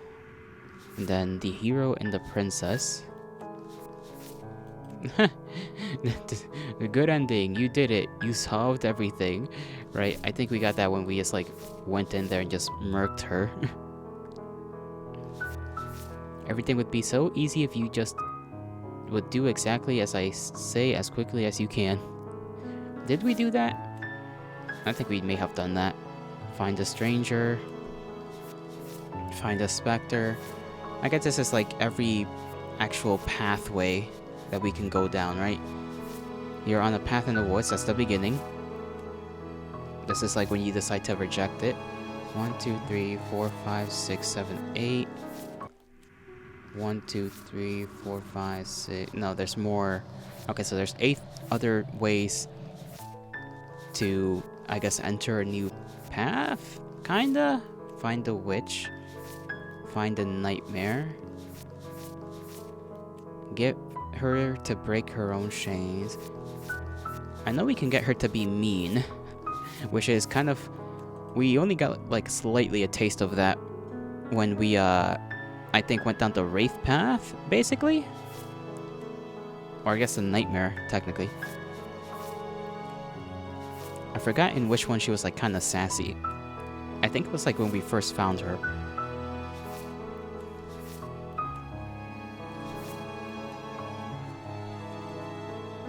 Huh.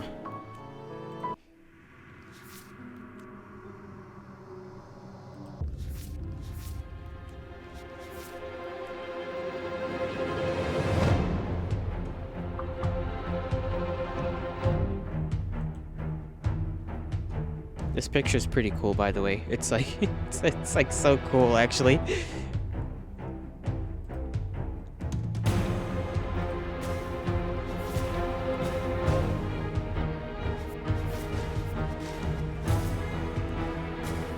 Oh god, this was kind of creepy. It's just they're all looking at you. It's like whenever she's like about to spawn another thing, right? Or I say spawn, but what I mean is like when she's about to show you another vessel. Weird that we only got... Which ones did we get, actually, in that little showdown? I think if we had said we can do this on our own, we would just have continued on. So we went backwards, right? Which means we went from the witch to the damsel. I thought we went down the princess and the dragon path before we went to the wraith. And we can... That means we can load back. And... Yeah, because you only get the specter and the princess and the dragon if you... like, return to a previous save like I did. So, okay, the game does keep track of that, which is good to know, because we can technically just go back to other saves that we have and just make new pathways happen that way. That would be a lot easier than, like, restarting the whole game at once. And then, well, I guess if you go new game, it would just give you... would that erase everything? I'm not too sure. This game is cool, though. This game is pretty damn cool. I like it. I like it. Anyways, I guess we'll go to the chatting screen real quick. I'll get that out of the way. And let me just change things up on Twitch.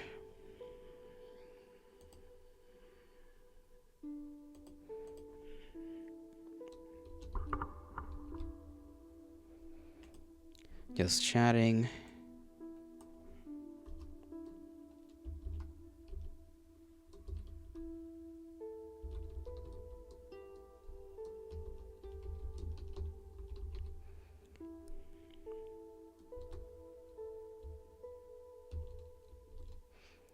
There we go. We can just chill here for the rest of the stream. I do like the intro music though. It's very nice. And as you can probably tell, you guys heard it a little bit when we were just vibing there for a little while. I might keep that on in the background for me. I actually have to use the restroom real quick, and then we can just yap. We can just talk about this. Talk about this game. Talk about anything, really. Whatever comes to mind, truly. I'll be right back.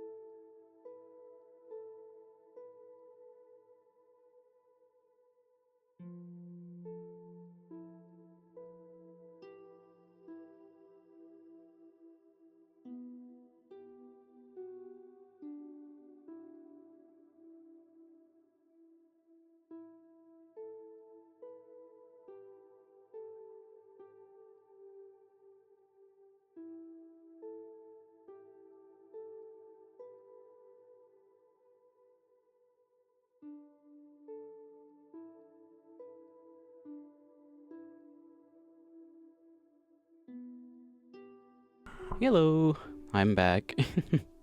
Sorry that took a little longer than I thought it would. But hey, that is the way it is. That is the way it is, as they say. Who says? I don't know. But somebody says it. I'm sure somebody does. Let me actually exit the game out.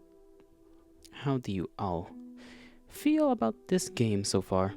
I guess not so far. I guess, how do you feel about it in general? Because I feel maybe you're like me and you're like, didn't really get the game. Or I guess got the game, but didn't get it, you know? In that more, in the kind of way that the folks who usually write video essays on these kinds of games usually get it. I didn't get it like that. I am tempted to watch something like that when in regards to this game, but I feel like I want to finish up finding the vessels and whatnot, trying to just get as much as possible, you know? Part of that is just me wanting to you know, completionist this game a little bit. Another part of me is just like, you know, it was fun, and it is interesting, the paths you go down and the conversations that are had, and I'm still wondering about whether, if you press new game, whether that resets everything. Because I would like to start off differently. Like, I don't know if, I assume... I don't know. Because if you go straight for the cabin, and then you just talk to her, and just go down the different paths, do you still... Like, if you go at the cabin normally, do you still end up with talking to the Eldrick version of the princess, like, later on? Or, like, immediately after that? Or was it just like I did that a little too early? I guess that's my question. Like, was I a little too quick on the trigger finger, so to speak? Because I feel like I might have been. I kind of feel like I may have been. Just a teeny tiny bit. Teeny tiny bit. But who's to know? Not I. I know not of these things. I know not of these things. That does kind of, you know, now that I think about it, I did say I was going to play it twice this week. So that kind of, the fact that it finished up technically ruins that plan, although I'll still obviously play it. Maybe Saturday. Maybe. What was I going to do tomorrow? I can just do... What day is it tomorrow, actually? Thursday. It's Thursday tomorrow. We can do some... what's the other game I had? Why am I forgetting the games I have? They're right there. Death Gambit. We can do some Death Gambit tomorrow. Slay the Princess for Saturday. Don't know whether to make that one like a standard stream or a longer stream. Because in theory, I feel like we could get enough vessels pretty damn quick. Like, I mean, there's still a bunch left. We only had 7 in total out of however many that I counted and forgot the number of. You know what? I also never finished up Lunaset on stream. I guess I did technically finish the game. Everything else after that is like end game content. I don't know if you guys wish for me to continue that on stream or whether I should just do that on my own, because I don't mind doing it on my own, but like, you know, if you guys want to see that, I'd like to know. I'd certainly like to know. Because I don't want to just do it and then leave you guys hanging. If you wanted to know how I would, you know, get that done, or how long it would take me to get that done, all that good stuff. I think I have a couple of... Do I have anything else in my Steam library right now?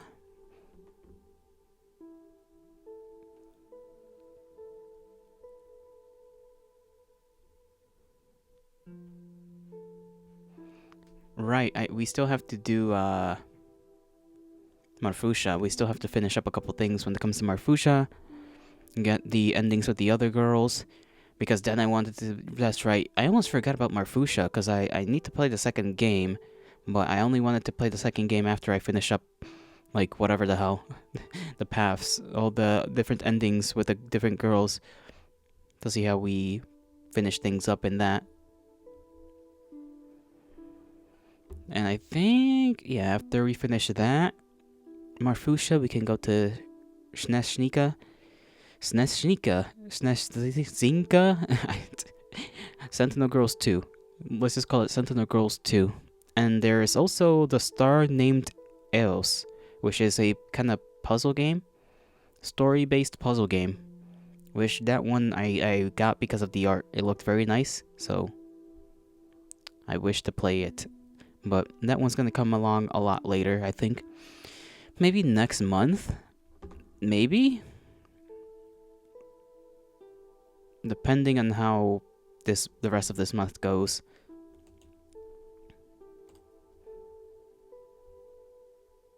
Because I think I do have a game or two in my, like, folders from, not from Steam, but from itch.io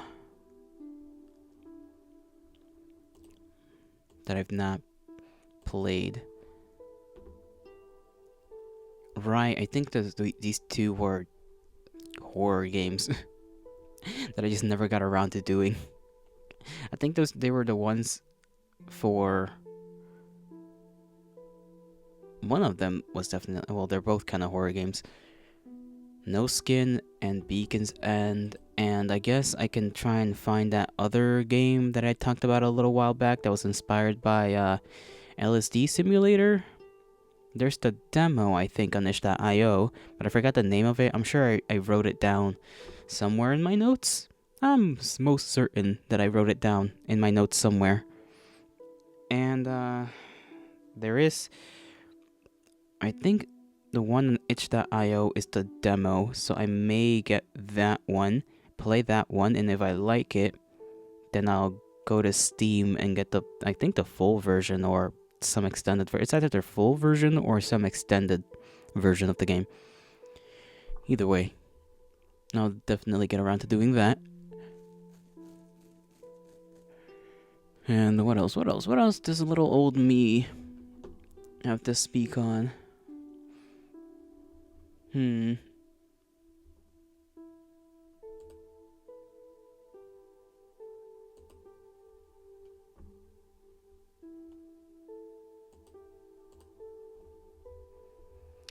don't think much, really. I think that's really all. It's a little unfortunate that I'm not as, what did they say? What's the term? That I'm not as capable of grasping stories as well as I thought I was. Although it is fun. Like I said, I enjoyed the game. I enjoyed the game we played. Slay the Princess enough to continue playing it. So I should tell you how much I enjoy it. Yeah, I just wish I was a little smarter. A little bit smarter so that I could understand it in a big brain way. But 'tis the way of things. 'Tis the way of things. One cannot be all that, how do you say, disappointed? I mean, we did get essentially what in theory is the best ending so far. As far as I know right now, that ending that we got was the best ending, which I have a weird knack for getting the best endings first run in a lot of games so far that I've played. Not all of them, but in a fair amount. Enough for me to be like, I kind of got a knack for this. Just accidentally winding up in the right place when it comes to video game endings.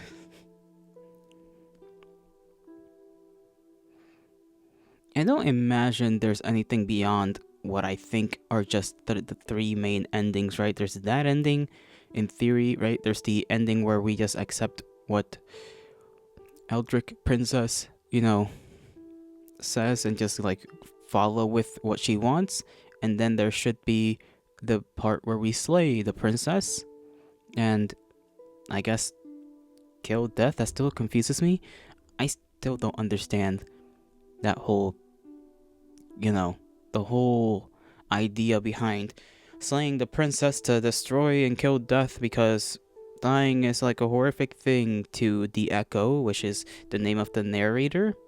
And I guess that makes sense, actually, now that I think about it. If the narrator is like a theoretical, like, patient zero of like this whole situation, it makes sense that he's referred to as the Echo when he's like talking to us in quote unquote current time, whether that means timeline or whatever the hell in this context.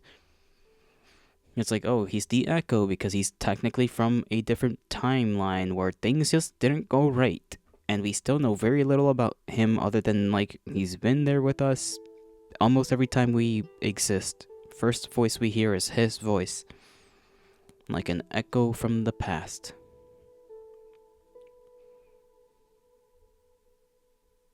I'm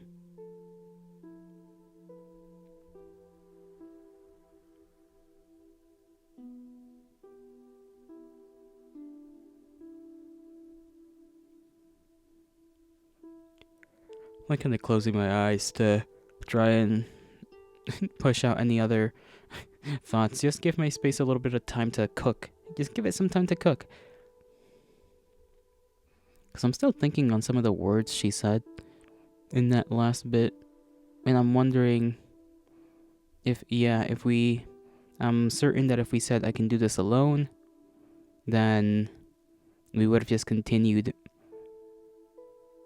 I guess, with each vessel. We can address the vessel directly. It kind of doesn't mean anything. I mean, it might just mean more words, but in my smooth-brained mind, a lot of the words that were spoken in that section just kind of felt like fluff. Because it's like, huh?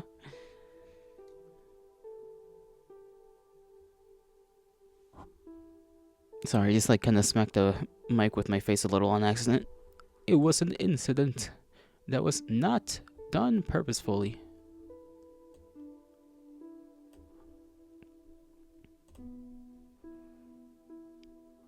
I'll have to make the thumbnail. I don't know what the thumbnail would even be. I'm gonna be honest, because now I can just look back at the gallery and just take a screenshot of it, which is cool. Which is that's actually very useful for making thumbnails of this game. We can just chicking very easily, very, very easily.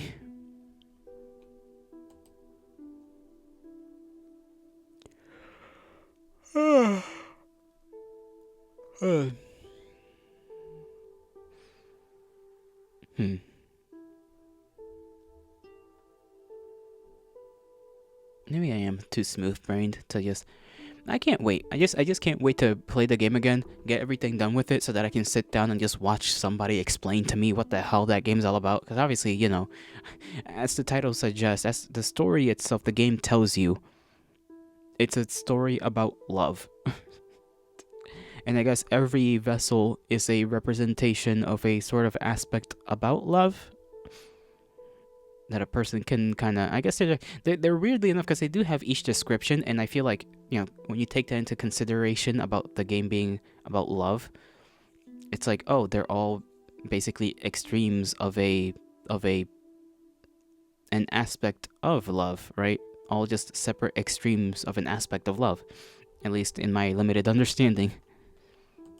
So, finding out about all of the vessels, aka all of the, you know, aspects, I guess, of love that are driven to the most extreme, can maybe help me understand better this game, this story, wonderful story. Which kind of makes me want to hop into their other game, but I'll probably not buy that other game for a good long while.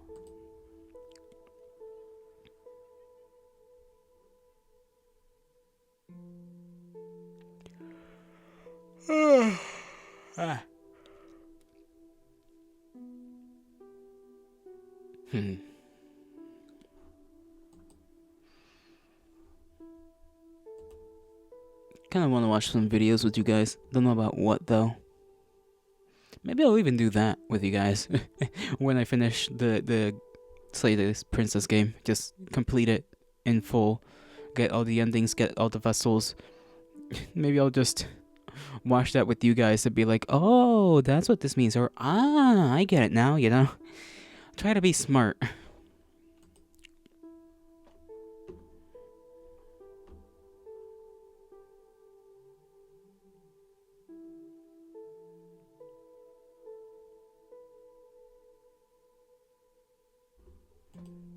Hmm.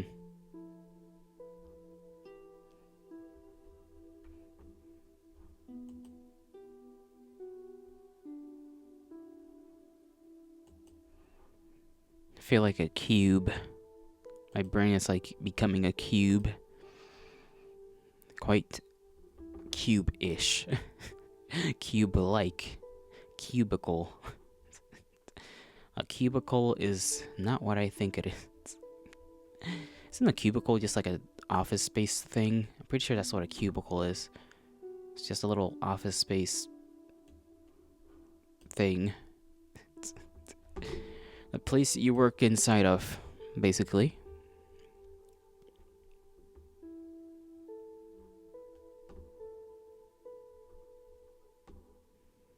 Hmm.